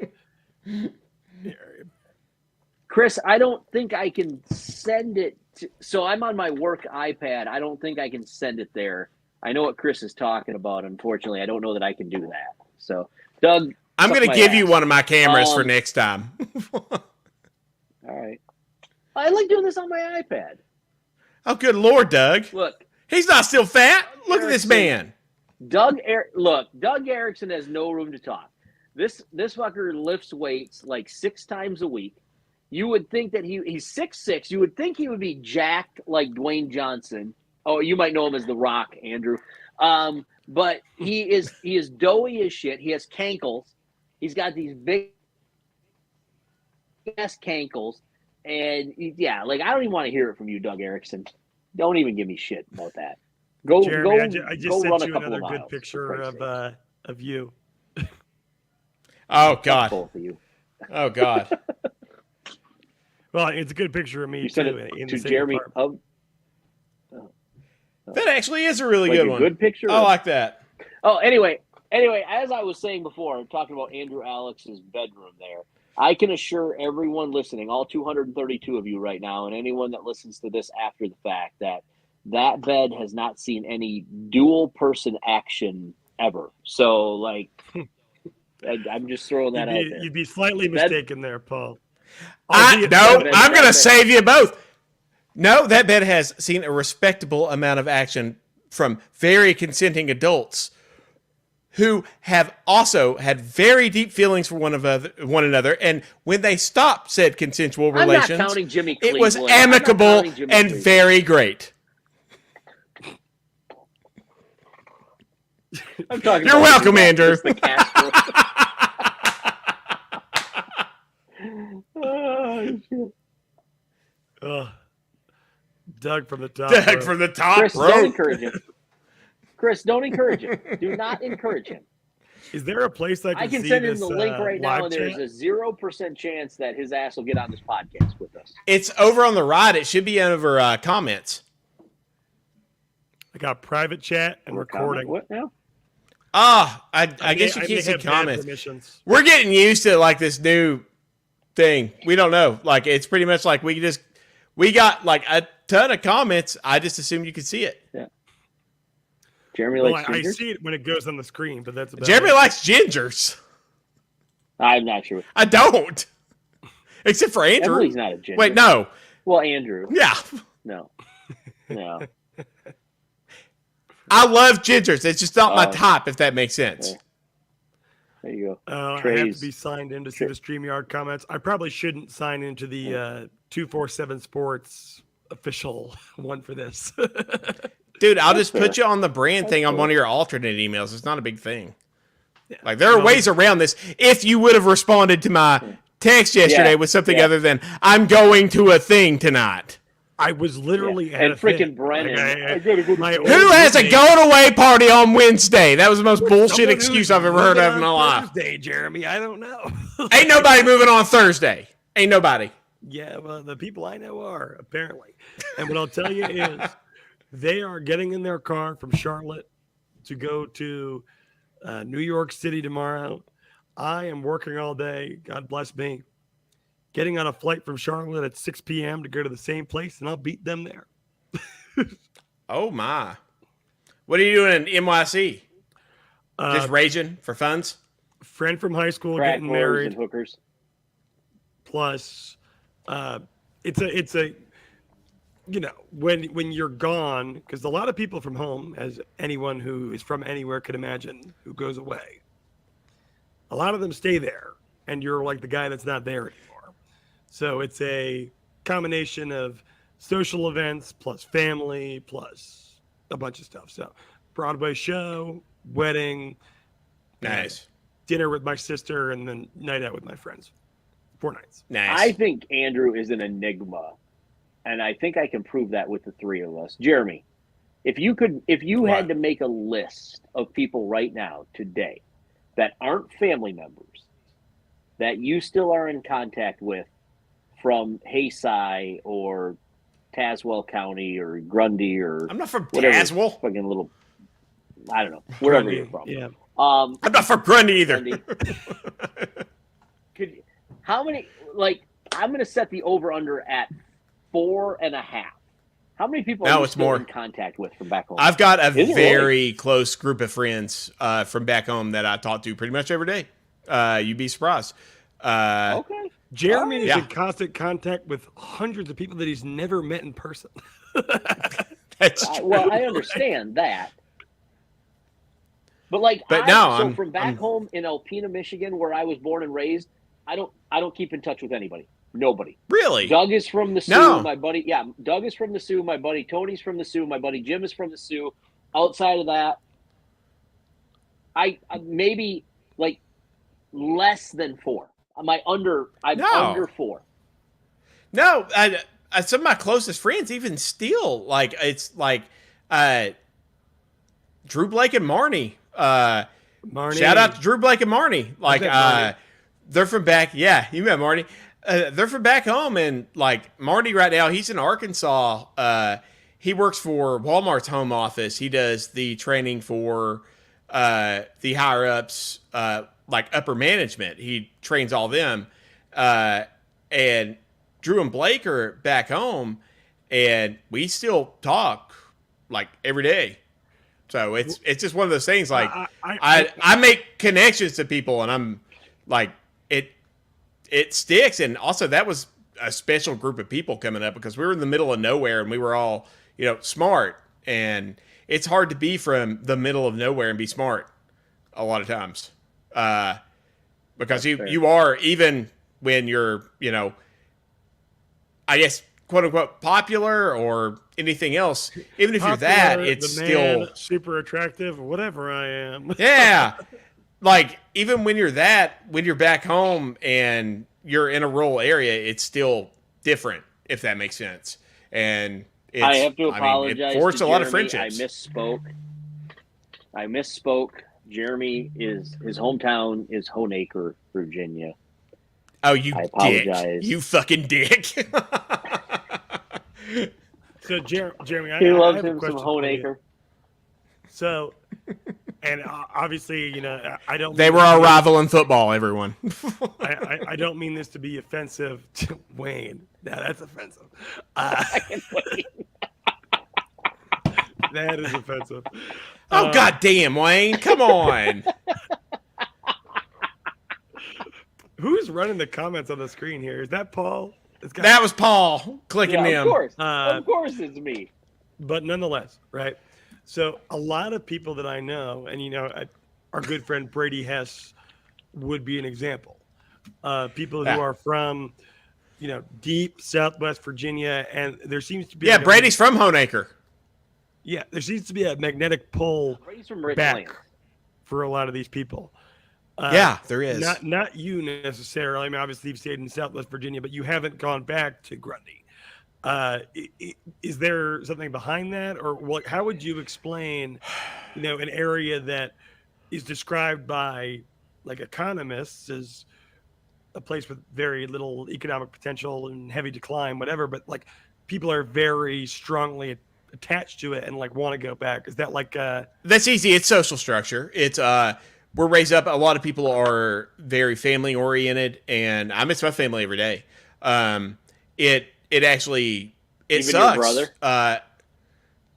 I do love my brother, and I do miss him every day. To be honest, He's a wonderful human. He's a good-looking man too. Just for the record, good-looking guy, for real. Yeah. I'm not swinging that way, but Jeremy's brother's fucking hot. But no, it's social structure. It's I miss my family all the time. I wish I had my family around a little more. I'm up here and I'm a few hours away. I'm not too far away, but it's enough to where I don't get to see them as much. And it's just kind of a social thing. It really is. So it's not the Walmart, as mentioned in the comments? No, it's not the Walmart. That Walmart. Oh my God, the Walmart. That Walmart is the smallest Walmart ever. They're like, it's a 2-story Walmart. It's a 2-story parking garage that Walmart sits upon. Oh my God. Y'all just trying to get me worked up about this. Is that in your but that's in your hometown of Honaker, right? I hate you. The good news is if Jeremy leaves, I think I'm still an admin. The show will go on, just for the record. We're getting close to 250, boys. I can't believe this shit. 250. I know. Nothing better to do. I will say when I ramble about nothing. I thought we'd get like 30. Did not, because it's our first episode. God bless all of you for jumping on from the here. Wednesday, like going away party again. Wednesday going away parties, they exist, and I went to the YouTube channel and I saw 300 subscribers. Like, what 300 people have pre-subscribed to this? But I'm having fun. I think there's quality content here. You guys must have something going on. I mean, it's just three we guys exist. giving a shit about whatever the hell. Yeah. We have. It's as if there's some former stuff there. Now, there's one thing I'm actually we're microphone before. I don't know. Hour and 10 minutes behind. We're supposed to do traffic at 8:20. God damn it! Send Tina an invite. Let her do traffic. I'm sorry, Tina. I'm sorry. Do you have the soundbite? I'll cry if you have the soundbite. I don't. What? You didn't lose that. I might have that saved big hard drive with all of our stuff, did you? Because I need to copy that. I was just gonna say it might be on my hard drive. I don't have it here with me. That's in my. Wait, office. I think I have it. Oh, that's not it. Yeah. You have to play it again in two more listeners. We're almost at 250. Like, what are you all doing tonight? I know, like it's 9:30 It is Wednesday. in the evening. Don't you have like Not everyone has a going Dr. away Cole or something to watch? Not everyone has a going away party on fucking Wednesday. That was the biggest Irish goodbye No, I'm not come on thing that Andrew Alex has ever done. If no one knows, Andrew Alex is one of the flakiest people you'll ever meet in your life. No. Yeah. Oh my God. 100%. We would be out like celebrating everything, and you would just like peace out randomly. Not even when I was just like, would make me. Not even when I was doing that. I would try to go shot for shot with you, and then I'd leave because I was about to die. I'm a simple man doing simple things, Andrew. And Jeremy is right. Showed Yes, up at Irish Champs by my one own night. going away party, but Andrew would just straight up leave. Andrew. Yeah, and My he left. going He away left. I party. was there for 5 minutes, and he disappeared. Okay, well, yeah, well, maybe there was something to that. But no, in reality, my going away party on paper for everyone else started at 6 p.m. But for Jeremy calls me the night before and he goes, I can't believe you're leaving me. Mm-hmm. It's okay. I understand. Kind of. No, he didn't. No, he didn't. What you gotta, I did. You gotta give me if this was your last Saturday here, because I moved on a Thursday. was No, you didn't. actually no, I think I moved on a Saturday, but whatever. Yeah. But I had to pack on the Friday and all that stuff. He's like, I need you to give me your full undivided attention for the entire day. And I said, that we can do. And I met Jeremy at Hokie House as they opened the doors. So by 6 p.m., by the time everyone else showed up, I wasn't particularly good for it. Oh, well. I'm a sweet, innocent Jeremy. You are sweet. Just doing sweet, innocent things. Ben Carrier's on. Ben! Ben, he is the king of the Irish goodbye. The king of the Irish Ben, goodbye. make sure to submit your lineup for the golf pool tomorrow. Wait, is there a golf pool? Paul, you want in? We got a. Did we got you a weekly not send me? Oh my God! No, I'm gonna, Paul, I'm gonna Paul, come the down. one To that you I wanna be swear in to is God, that- I'm gonna knife you. Paul.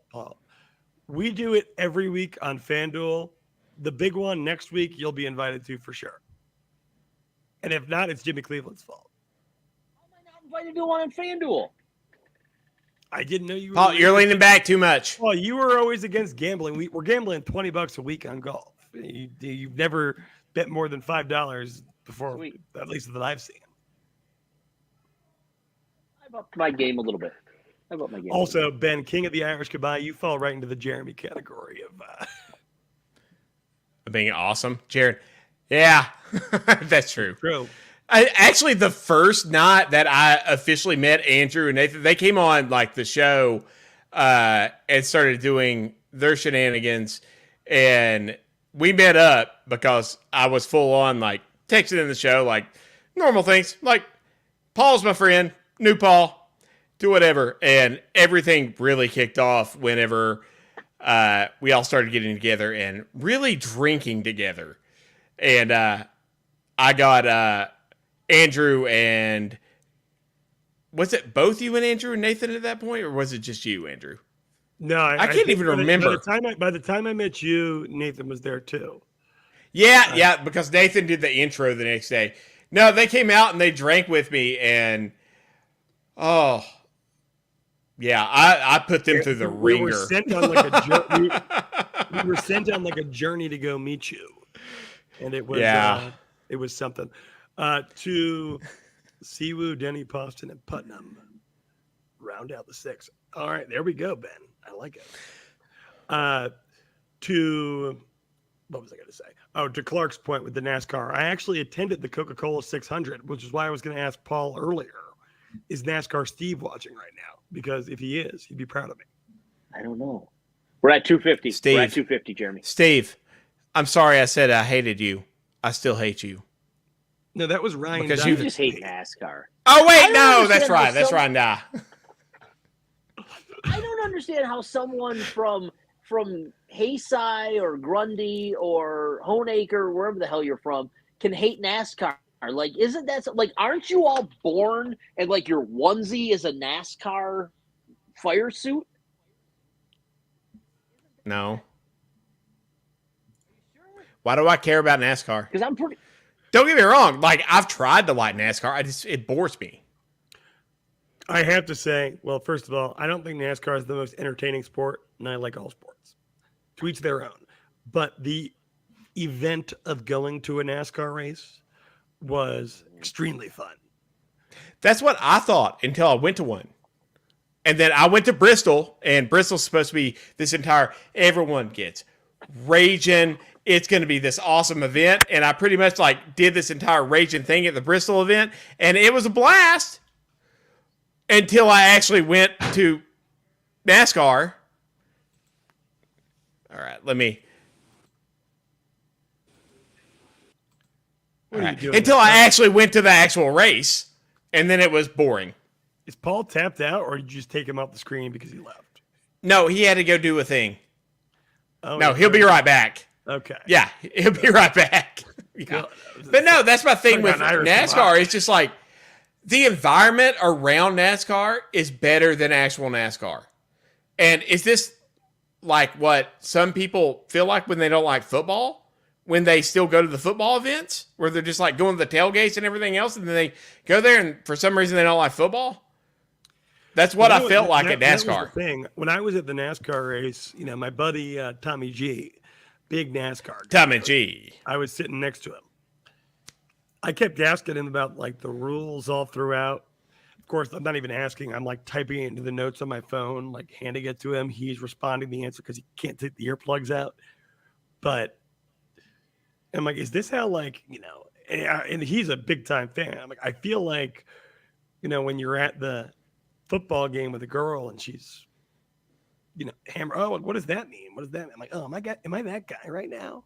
With a girl, you sexist dick. Not what a are girl, you talking about? A girl or Paul. Wait, what? What? No, Paul would be fine at an NFL or college game. He would not be so much at any kind of basketball game ever. No, Paul likes basketball. I like basketball. I like college basketball. I will not go to an NBA game. I would rather stand outside the Spectrum Center and let you guys kick me in the nuts than go to an NBA game. That's because it's a beauty pageant. I hate the NBA. Yeah, I love college basketball. Yeah. You give me a random Fordham versus the State Children's Hospital game on a Tuesday night in February, and I'm watching that shit all night long. Andrew, we discussed this earlier about the WNBA now with the college girls coming up. It's more entertaining to me than the Jeremy, NBA. You sexist bitch. Women, I'm sorry.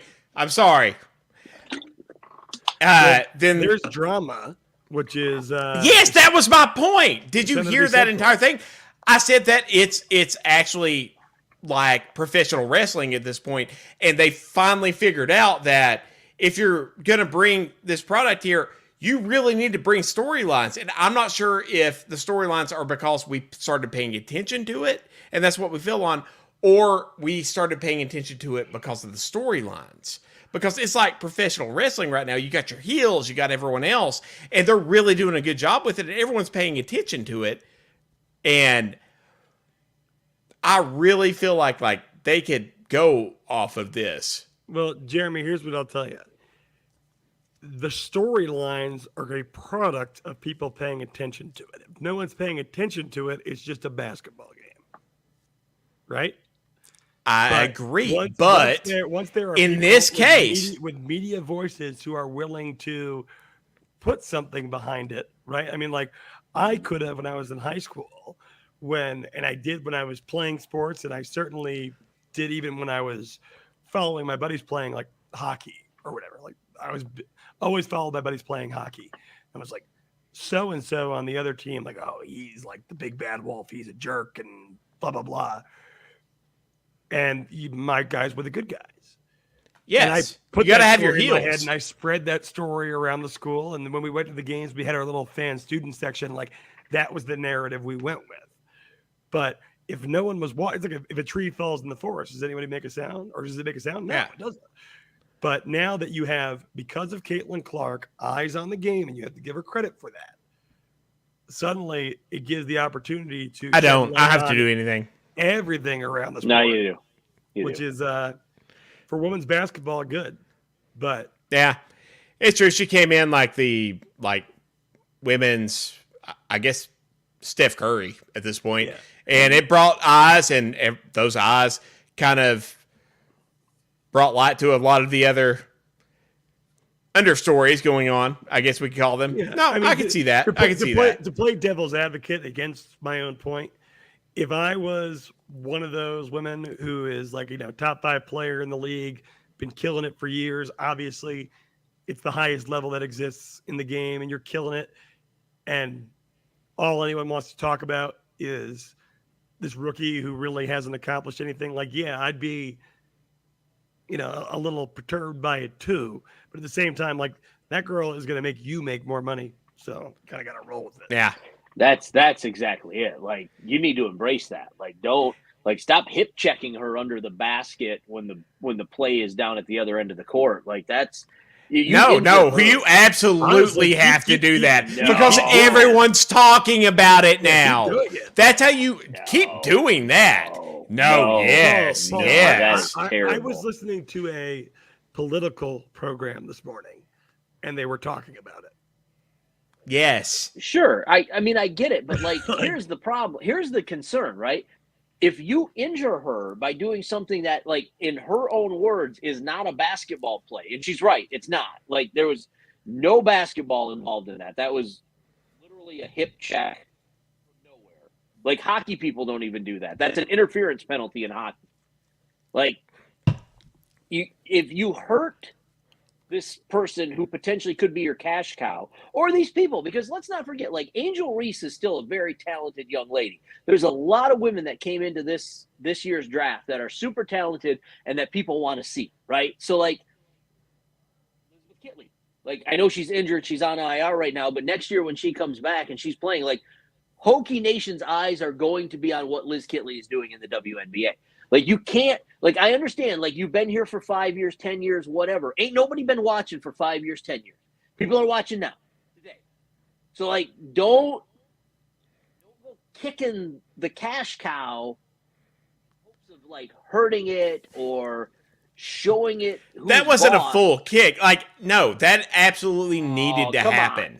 No, that needed to happen. No, it didn't need to happen. But yes, I bet you there is a ratings bump on the next game as a result of it. Yes. And the ratings bumps when essentially when the executives have to go and renegotiate the contract, which I'm sure is small potatoes right now. And that's what will pay these women. And they have this evidence to back it up. They have evidence and data and numbers, and no one cares about that. You know what's great? You know what's really, really great? Drama and messaging. That's what people tune in for. And that's what people don't get. Messaging is what drives data and numbers. Yes, it drives data and numbers, but you got to understand, data and numbers are also driven by facts. And a lot of people aren't getting that, oh, you might injure this person or you might do this, or wait, why would you do this? Facts and logic a lot of times enter into the argument when it doesn't belong in the argument when it comes to entertainment or when it comes to public opinion. It should, don't get me wrong, it should. I play in this realm all the time. It doesn't matter when it comes to public opinion, politics, anything else, lawmakers, regulators, anything else. It doesn't matter. What matters is your messaging and how it resonates. You have to make sure that these storylines stick. Otherwise, you're not going to have a good product for everyone.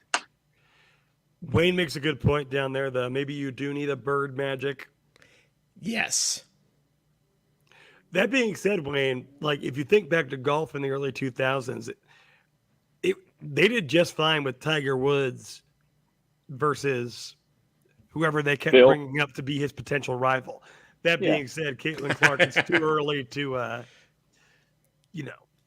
put her on that pedestal, if you know what I mean. But Angel Reese is an awesome bad guy. Oh, she's such a good bad guy. She's the perfect bad guy. I hate her. Oh, she's so good. Thing is, I don't hate her because I understand. It's just like, got this other girl doing all these things. Okay. And what she said recently was just like, that she was not off the mark. Like, she was right. Everyone else has been doing other things. That's why everyone's paying attention. It's not just Caitlin Clark. They've had good women's basketball players before. Absolutely. It's everyone's paying attention now because there's a lot of things going on. And Wayne makes a great point. Like, you go back throughout the history of sports, right? Nicholas Watson back in the old days, Magic Bird, for example, right? Jordan versus the Pistons back in the 90s. You got LeBron versus the world. You've got, like, when you have those storylines, you have drama. But see, the difference is, and I realize that Magic and Bird probably beat the shit out of each other on the basketball court, but they did it in the course of play. It's the girl waiting for a pass to be inbounded and somebody just rolls up and blows her up from behind. Like, that'd be the equivalent in football of, like, a wide receiver standing out there watching his coach to try to get a play, and a DB comes from the side and just blows him up. Like, that's not a football play, right? Like, that's just, by the way, sidetrack, trying to hurt people. Yeah. Speaking of friends that I still talk to all the time, right there, Ivor Lester. We call him Mo. All right. We call him Mo for, obviously. I mean, to put it in perspective, though, right? Like, the NBA, great example. Within the last decade, the ratings were so much higher when it was just LeBron James versus the Golden State Warriors every single year than now when the league actually has parity. And back then, I mean, those who listen to The Drive, and certainly Paul will remember, I used to complain, there's no parity in this league. Yeah, I did the same thing every year, blah, blah, blah, blah, blah. But people don't like choices. People like a storyline. And can LeBron beat Steph Curry this year or vice versa was a storyline. Will the big 7-foot guy who plays for Denver from Serbia repeat, or will it be the big 7-foot guy from Greece? Apparently doesn't get people going as much, and the ratings have followed accordingly, right? The ratings are down in the NBA. People like it simplified for them, and simplified right now in the WNBA might be Caitlin Clark versus the old heads. Like, I mean, that's fair. That's fair. Shout out Jay Bell. He went to me to 2 Sugar Bowls. Us and Stakey went down New Orleans. Jay Bell, it's good to see you. They used to call me Prez back in the day, El Presidente. Back when I was in college. I've had some very interesting nicknames. We have some for you also. Now, what the hell did I do here? Now I made there we go. Okay. There we go. Technology. It's fantastic. Technology. What's that commercial for? It's from Acer Tech Consulting. Shout out to Paul Wellens. Technology. I actually share an office. I have my office for Southern Roofing and Restoration is in Paul Wellens' office. So I'm not there very often, but speaking of which, if any of you all need a roof, holler at me. While we're advertising for him, I hear he's scaling that thing pretty big right now. He is. Paul has got a bunch of stuff going on. If you own a company and you need any sort of IT support, anything like that, if you're medical, like Jeremy, you need something that's HIPAA compliant, Paul's got you covered. Just holler at me. I'll get you in touch with him. I'll give you his personal cell phone. I don't care because he likes to make money. I'm so confused. I thought this was roofing. No, well, Paul, if you need a roof, siding, windows, doors, gutters, anything like that, give me a holler. Oh, you're talking about Paul stuff. Oh, yeah. We're just bouncing all over the place. If you need some software to run your if you own an auto repair shop, call me.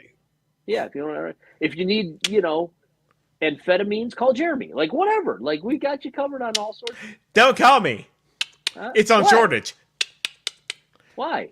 Is it? It's on shortage. No, it's very much on shortage all the time right now, and it sucks. Because it's on shortage. If you need insurance, do not call Wayne in Ohio because Wayne in Ohio is an adjuster. Wayne in Ohio is the motherfucker that when you when you get into an accident, right? Wayne, you're Edward Norton from Fight Club. You're not even Brad Pitt. You're Edward Norton from Fight Club. Yeah, Wayne is the one that looks at your claim and goes, you don't need a new fender on that car. We can buff that out. It'll be okay. And you go, Wayne, it's crumpled. It's no, do not call Wayne. Wayne, I love you. Shame upon Wayne. You're the devil. You're the devil when it comes to insurance. And Chris, I am the king of plugs. I am 100%. I'll plug. This man knows his plugs. Jeremy, speaking of shortages, something that is super not ideal for me. As Paul knows, I'm a big fan of the Zyn products. Oh boy. Okay. So I'm on my walk in the morning, and I always walk by this convenience store, and I pop in, and these guys, they know me, grab a can of Zyn, whatever. I walk in, they're like, Andrew, there's no more Zyn. And I'm like, oh what? man. I'm like, are you screwing with me? Come on, bro. It's 8 o'clock in the morning. We can't be doing this. He goes, no, Andrew. The Zyn There's factory. a shortage. The Zyn factory burned down. I'm like, are you screwing with me? What? Like, seriously. No, the Zyn distributor factory, whatever the factory that makes the Zyn that comes to North Carolina, had a fire. So you can't find Zyn anywhere. It's very tough. There was a fire at the Zyn factory. Spitting tobacco. That was gross. Do you want? Do you want? This me to sounds look around here and I like can just something ship made them? up. It's not Like made this up. is like I wish it was. Midwestern like expansion town shit. Nope, there was a fire at the Zyn factory. You can't get Zyn for at least a month. Jeremy, you should Like, sell those at the what? pharmacy. No. I Sell should- those and then get a I sticker. deal with enough regulation. I'm not get- about to like- deal with the ATF. I'm just not. Get an over the counter cigarette display thing. and No. You can sell some Marlboro Reds to people in downtown Blacksburg.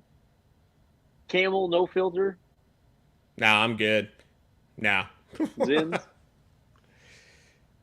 No, Bowl even and beyond the cultivation. health issues, it's just full on like I don't know Health why issues, people this like stuff's good sell for you. things. There's Yeah, it's nothing great wrong for with you. it. No, it's more on like you all don't understand what it's like on like the retailer side on having to sell like these things. It's becoming increasingly burdensome, which if you have to sell like multiple things across multiple departments, it is impossible to actually keep it around because you have your state regulations and your federal regulations. And on top of that, you got your state regulations and your federal regulations on your multiple products. And so it's not worth it. Yay! I don't. 261 people are here listening to me. I I'm know just it. How saying. about I'm that? just saying we need to. It's not just CVS. It's not just the Blacksburg pharmacy. Oh, fuck them. No, I'm not going to do too much right now. But Like, no, fuck we them. want to take 7-Eleven's business too. We want to scale this thing and expand it. What, my pharmacy? Yeah. Yes. I know Yes. some folks in private equity that could get involved. There'd be a I'd rather fucking die, Andrew. No, listen. The revenue streams, Jeremy. Think about the revenue stream. Think about little Y'all just Maddie getting Ryan at me. count. Y'all just It getting doesn't- at it me. doesn't need to be Maddie a pharmacy. Ryan It could counts. be Think an about app. the college. Make it an app. Oh, put it on AI. Yeah. Yeah, no. Fucking. We'll have AI. I am not trying to get into pharmacy shit on this one. I have a whole other podcast for that. We're not getting in far. Like, leave the pharmacy stuff. This where it is You're about doing well economics. there. This is about business. This is about That's my whole other podcast. this is about serving Yeah, the people. Chris. Yeah, vape pens. Exactly. Vape Like, pens. That's Yeah. what the kids want. Yeah, They I want wonder vape that. yeah. They want vape pen. Like, they can roll into the pharmacy and be like, "Hey, man, can I get like some vape pens?" Yes, and I will sell 20 vape pens, and it will make up for my loss on one brand name prescription. Well, Yes, see, there that is you go. viable. Yes, exactly. 2 weeks from everywhere. Ival. Let's go. What do we call him? Mo? Well, If it comes down to it, I will call you. I will call Jeremy and get your number. Mo, what are you pushing right now? hey, He's going to ship me Zins if I need them. hey, listen. Mo's got it figured out. Mo sees an opportunity. Jeremy, unlike you, Mo sees an opportunity here to make money off of the redheaded demon in the bottom of this screen who can't live without his Zins. So he's going to take advantage of that. Jeremy, have you considered price gouging? Ah.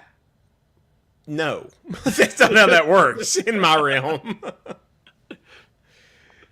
Nor would I. This is actually life-saving medication for people, and I try to take care of them. I'm just reimbursed shit, and But, like, my what about assholes entire like me industry that- is dying. Well, wait. You what? What about assholes like me that just can't sleep at night? So I take trazodone. You got to fill that like can't you just gouge me and then push it off on my insurance? No, that's not how Is that not how Does that your works? insurance pay for that, Paul? I mean, I got it. I got a 90-day supply yesterday from Jeremy, and it cost me $5. I'm pretty sure my insurance was covering some of that.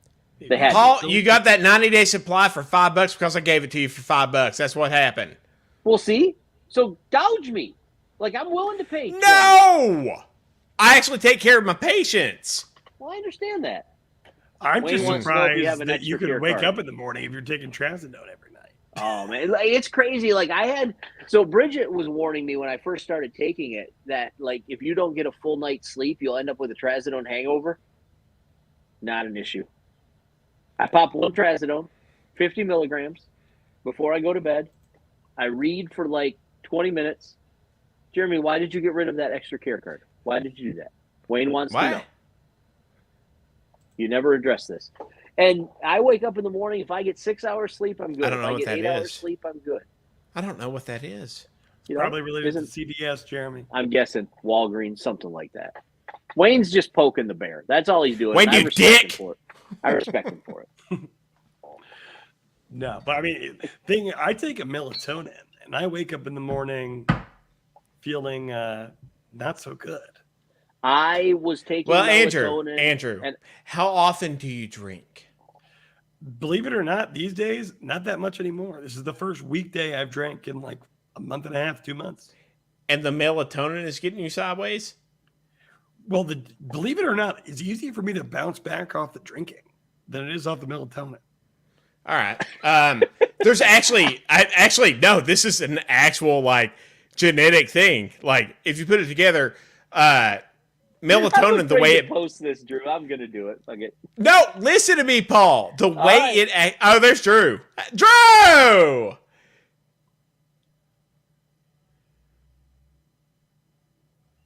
What is being? No, he's right. Okay. Yeah, Drew, this is him and Mo are some of my best friends from back home. Okay. Okay.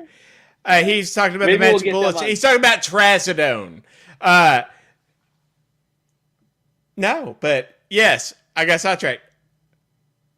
Yes. Here's the thing. Like I was taking melatonin for the longest time, and I was up to like 15 milligrams, and still like laying awake at night thinking Yes, about. what I'm trying to tell Andrew is there's actually like this interaction between like your genes with melatonin and alcohol, where if you can actually do okay on alcohol and you're taking melatonin, it's not affecting you.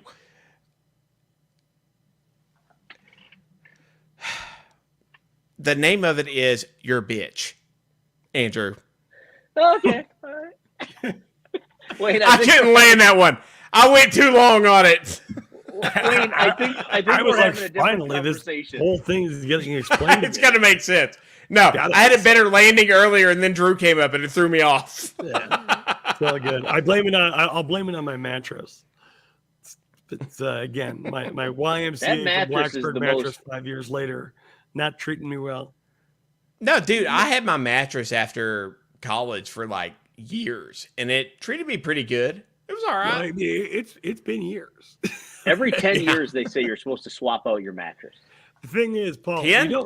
we Yeah. don't know how long someone else was using that mattress Well, prior no, to me I taking understand. Yeah, no, it. I And this get could that. be a 15-year-old mattress. Yeah. Yeah. For That all I probably know. actually had some action before you got on it. Oh. Ho, ho, ho, ho, ho, ho. No, Paul, this man did What? respectfully well. He did did very all right. well. I mean, he's no Nathan Brennan, let's be honest. He's no Wayne in Ohio. Certainly He's no not Frank Wayne Merritt. Ohio. Certainly not Frank Merritt. Good God. We're up to 271 people on this thing. Are No, y'all I think- ready?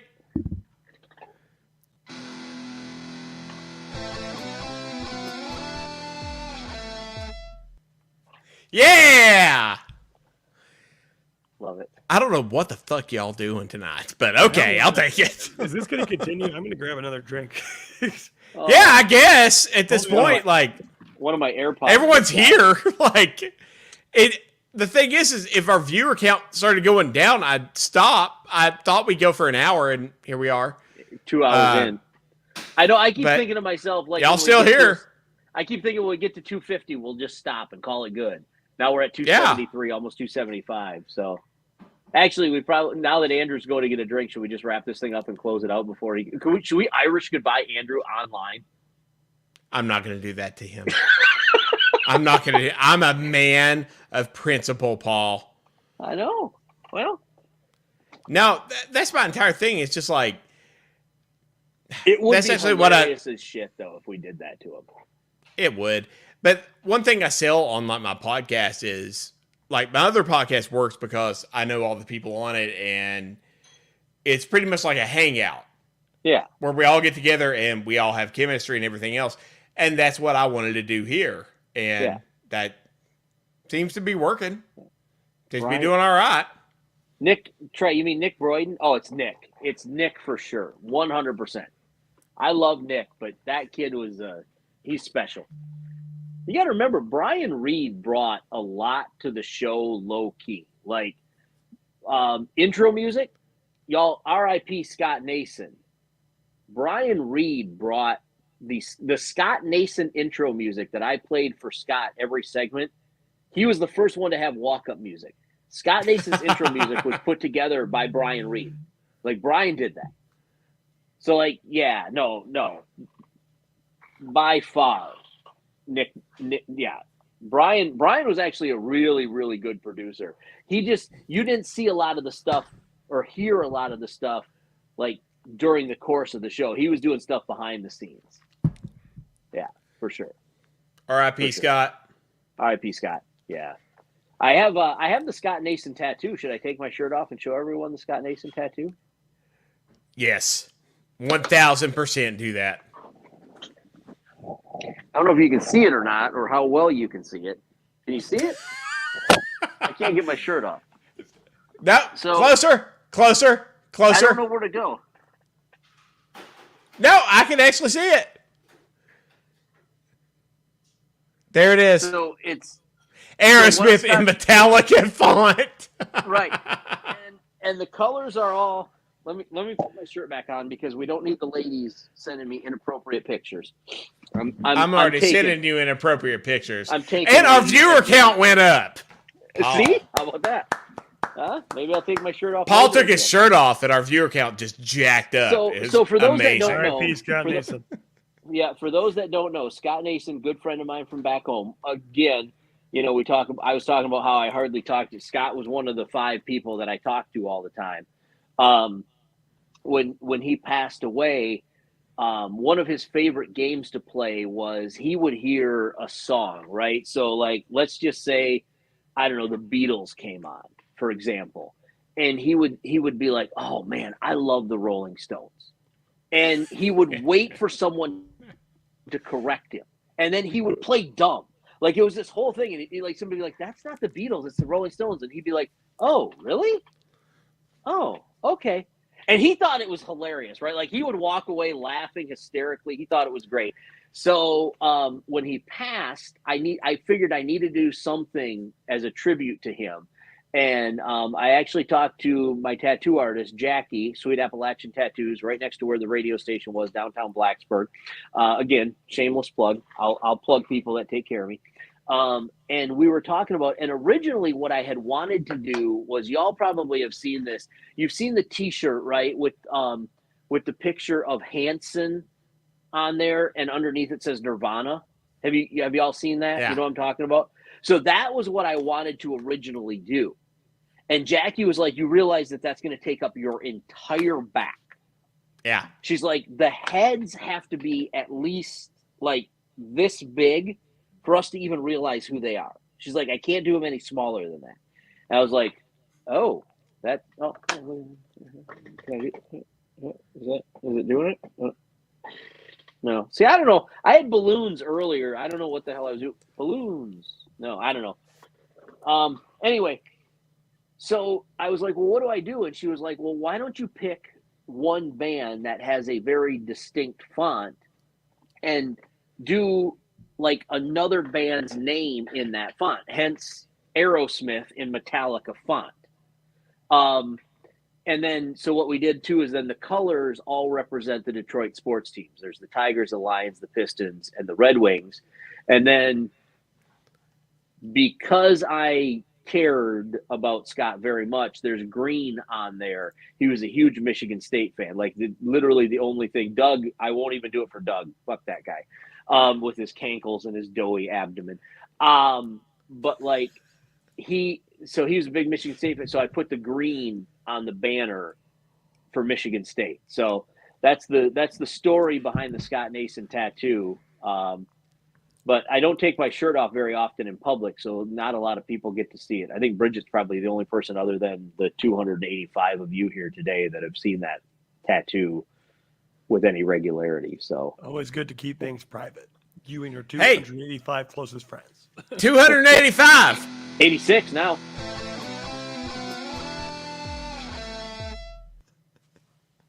Yeah. Drew, that's how we roll, brother. It always escalates quickly. That's right. Drew and a lot of my friends back home don't.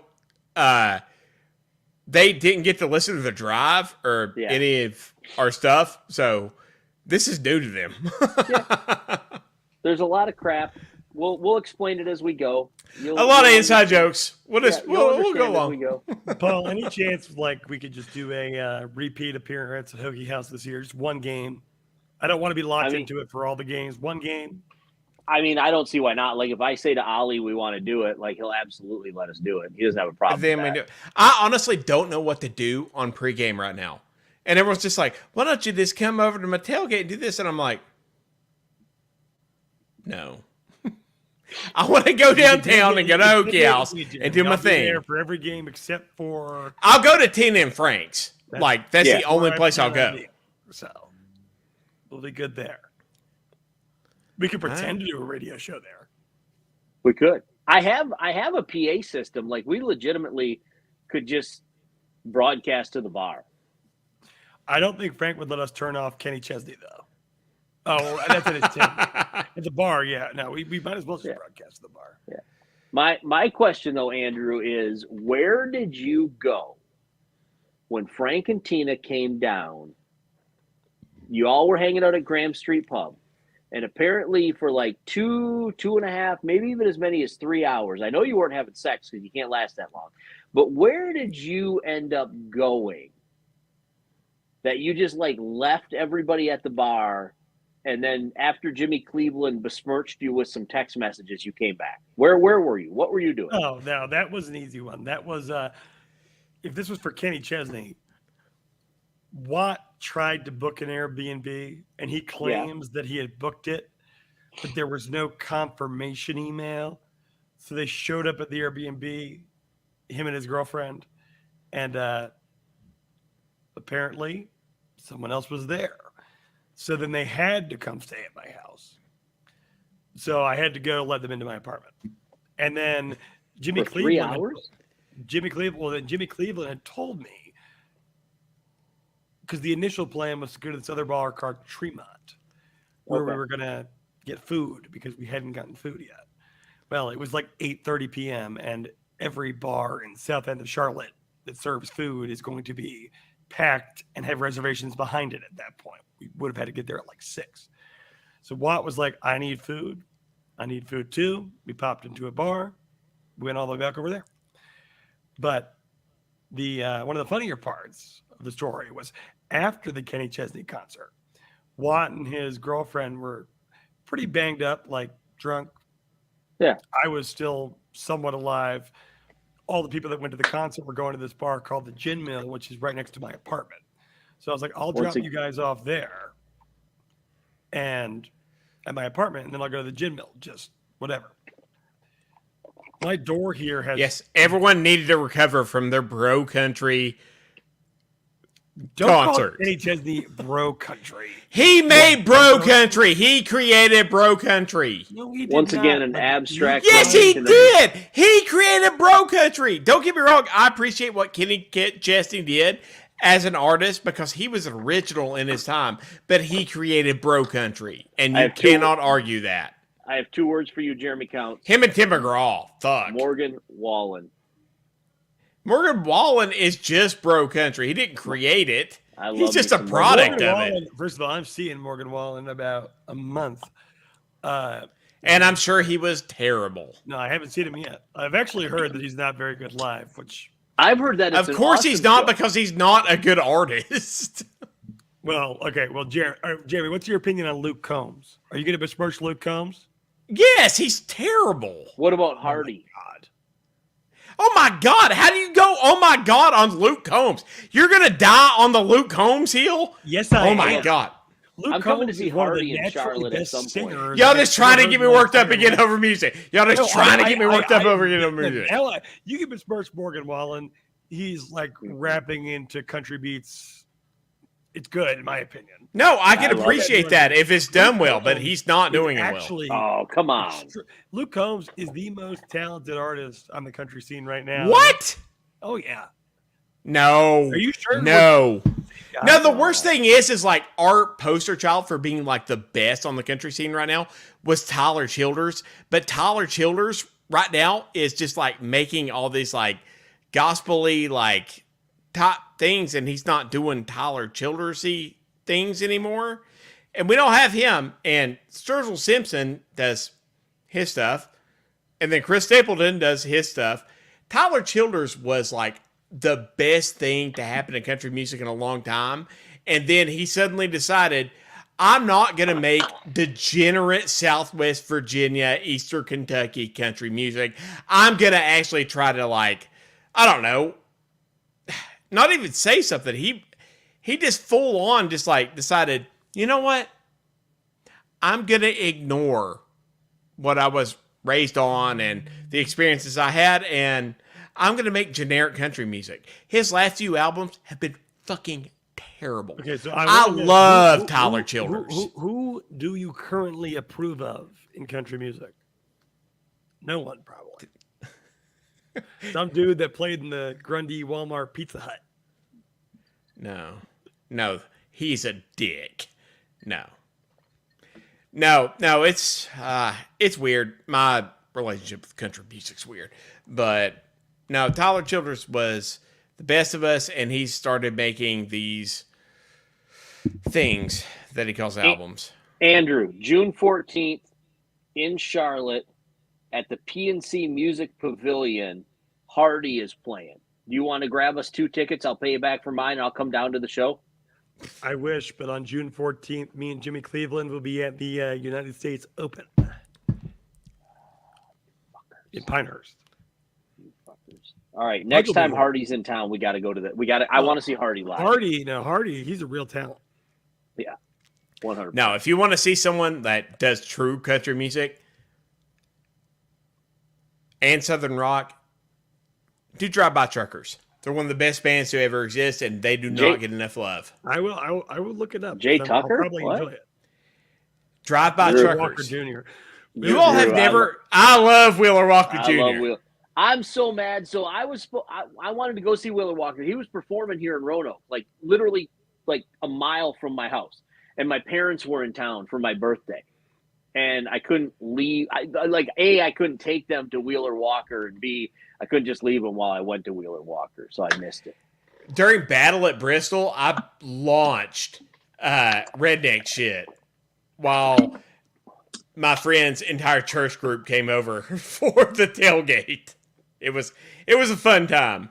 Jeremy, do you like Brad Paisley? No, but I do like a few things he's done. Jeremy, if we go back I in want to take time, you for like takes. Come on.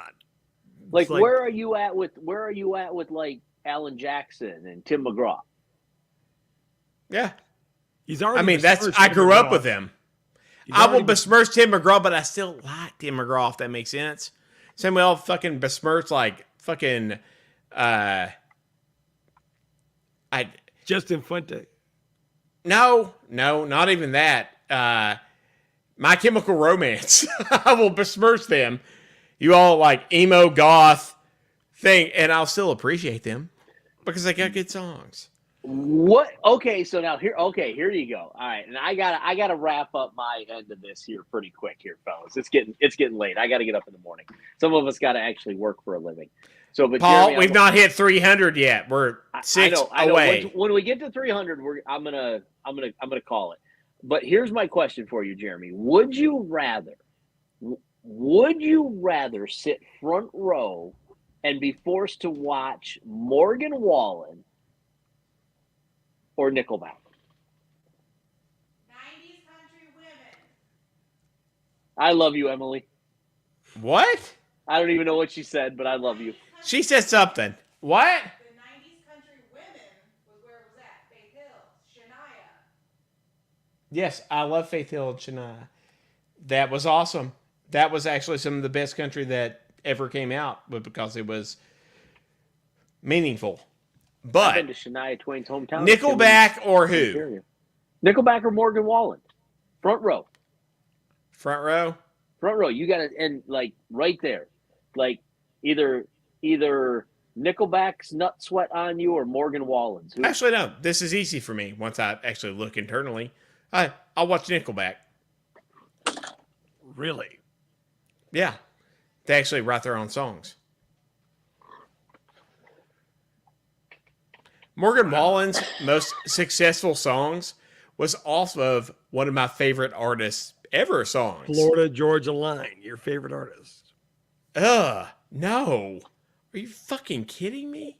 I need to go. I can't even believe he just uttered what he just uttered. No. I talked about Drive-By Truckers just a second ago. Jason Isbell. Cover me up. That's You said Florida Georgia Line. No, Jason Isbell's that no-name guy that wrote "Cover Me Up" for Morgan Wallen. No name guy. Oh my God, I hate you all for this shit that you put me through. My understanding is that Morgan Wallen has been involved in writing every song he's ever. All I ever have to say recorded. is one of my favorite songs ever. Listen, both of you shits. Listen to me. Women Without Whiskey. Listen to that song.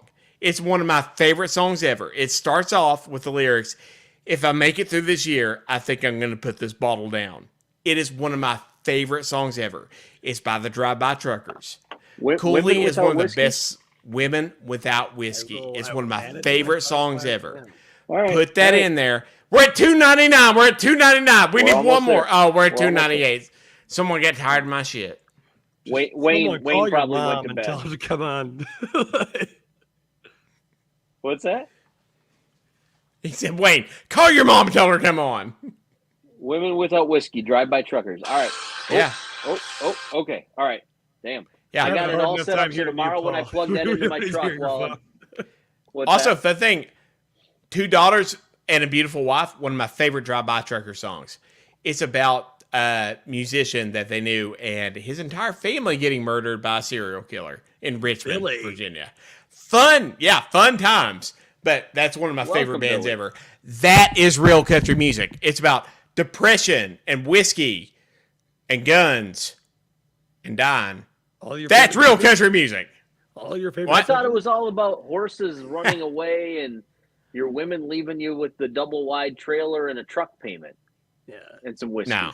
And the Diet Coke fountain being Outfit's out a at very good. Actually, Walmart. Mo introduced me to the song "Outfit" by Drive-By Truckers.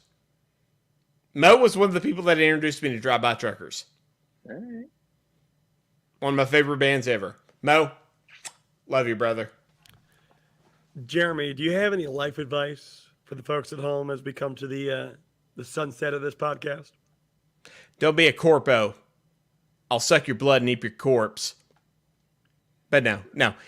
In real life, I love you all. Life's hard, and we're all going through like shit right now. It sucks in healthcare, especially if I've got some of my people from healthcare that are following me over watching in this right now. We understand what you're going through. We actually have some mental health things that are coming up. We've had a few seminars at PUT. If you are having issues, please reach out to me. I have people reach out to me every day. I talk to them every day about everything they're going through. It's a rough time right now, but I really am here for you, and I do listen to you and all your concerns. I really do take to everyone in the chain, and I appreciate you and what you do, and we're going to get through this.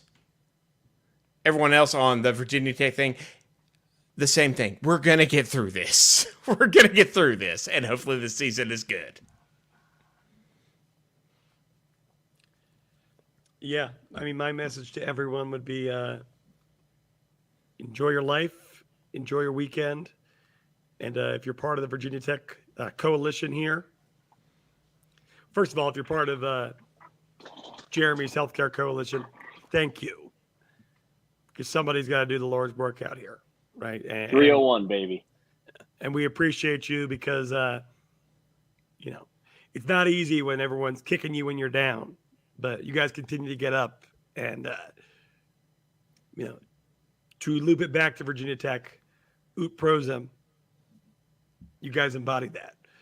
To my Virginia Tech bums who just like football, shout out to you guys. I'm looking forward to seeing you guys in Blacksburg this fall. Should be an exciting time. To the two guys above me, this has been fun. Yeah. If I you told need you a to roof, come on. windows, if you need a roof, window siding, doors, gutters, a deck, give me a holler. Southern Roofing and Restoration. Be happy to take care of you.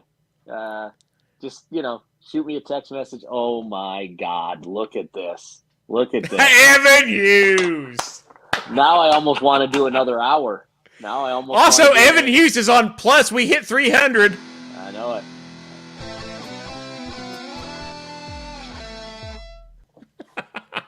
It is not the drive, Evan. It is something very different, but that's all right. We don't know when we're going to do this again. Obviously, when we get closer to Hokie football season, we'll be more regular. But just follow us on all of our individual social medias. I know Andrew has his. Hold on, let me get rid of this banner. Although, if you do want a roof, in all seriousness, holler at your boy. I know they have theirs. Mine is at Paul V. Wags. Same as it's always been. Follow us on social media. We'll definitely let you know. Probably be a couple of weeks before we do another one, unless something big happens. You know what I mean? Billy, yeah. We ain't getting paid for this, Billy. But hey, if Sons of Saturday want to throw us some cash, we could always do one tomorrow. So Saturday needs to start sponsoring Jeremy's podcast. It's there you go. Inverse World. There you go. I like that. Boys, I'll be honest with you. This has been a lot of fun. Yeah. I have been avoiding this since January because I just got burnt out. I did radio for over 25 years, and it just got to be one of those things where it was like, I need a break. I need to do something else. And I fought Jeremy on this. Jeremy's been on me about this probably since February. I'm like, no, we're not doing it. We're not doing it. I know we have fun. It's a way we can all get together and have fun. I know. And we get to let everyone have. That's one thing that I've learned from the podcast that I've done is whenever you get together and you actually have fun and people get to appreciate you having legitimate fun with your friends, people enjoy that. And why not do it? Yeah, I mean, I've probably done literally a few months if you add up the hours of live radio, and there's always new topics to broach. Me and Paul never talked about the WNBA, so there's always all of a sudden here we are today. Also, second place finisher. So he did. Yeah. Y'all want to race? Let You're me know. known for finishing quick. I love you all. Thank you all for tuning in. Yes. We hit Blacksburg on the rocks. We had 300 people on our first student live viewers. Yeah. Yeah, I did not expect any of this. Yeah. Honestly, if it got to 50, I was going to be like, what the fuck? We got 50. I thought it was going to be Tina. I thought it was going to be good. And, yeah, I really thought it was going to be Tina and Frank. And then they would have made Reggie come in and make a comment and act like he was here. But here we are. Evan, we're fourth hour. Evan, we're 2.5 into this, baby.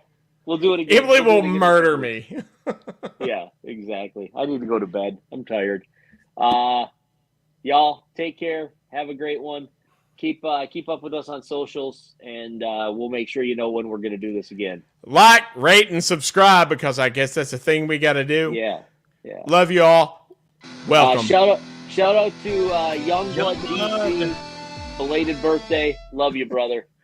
Happy birthday, David. All right, boys. That's it. We're out. We're out.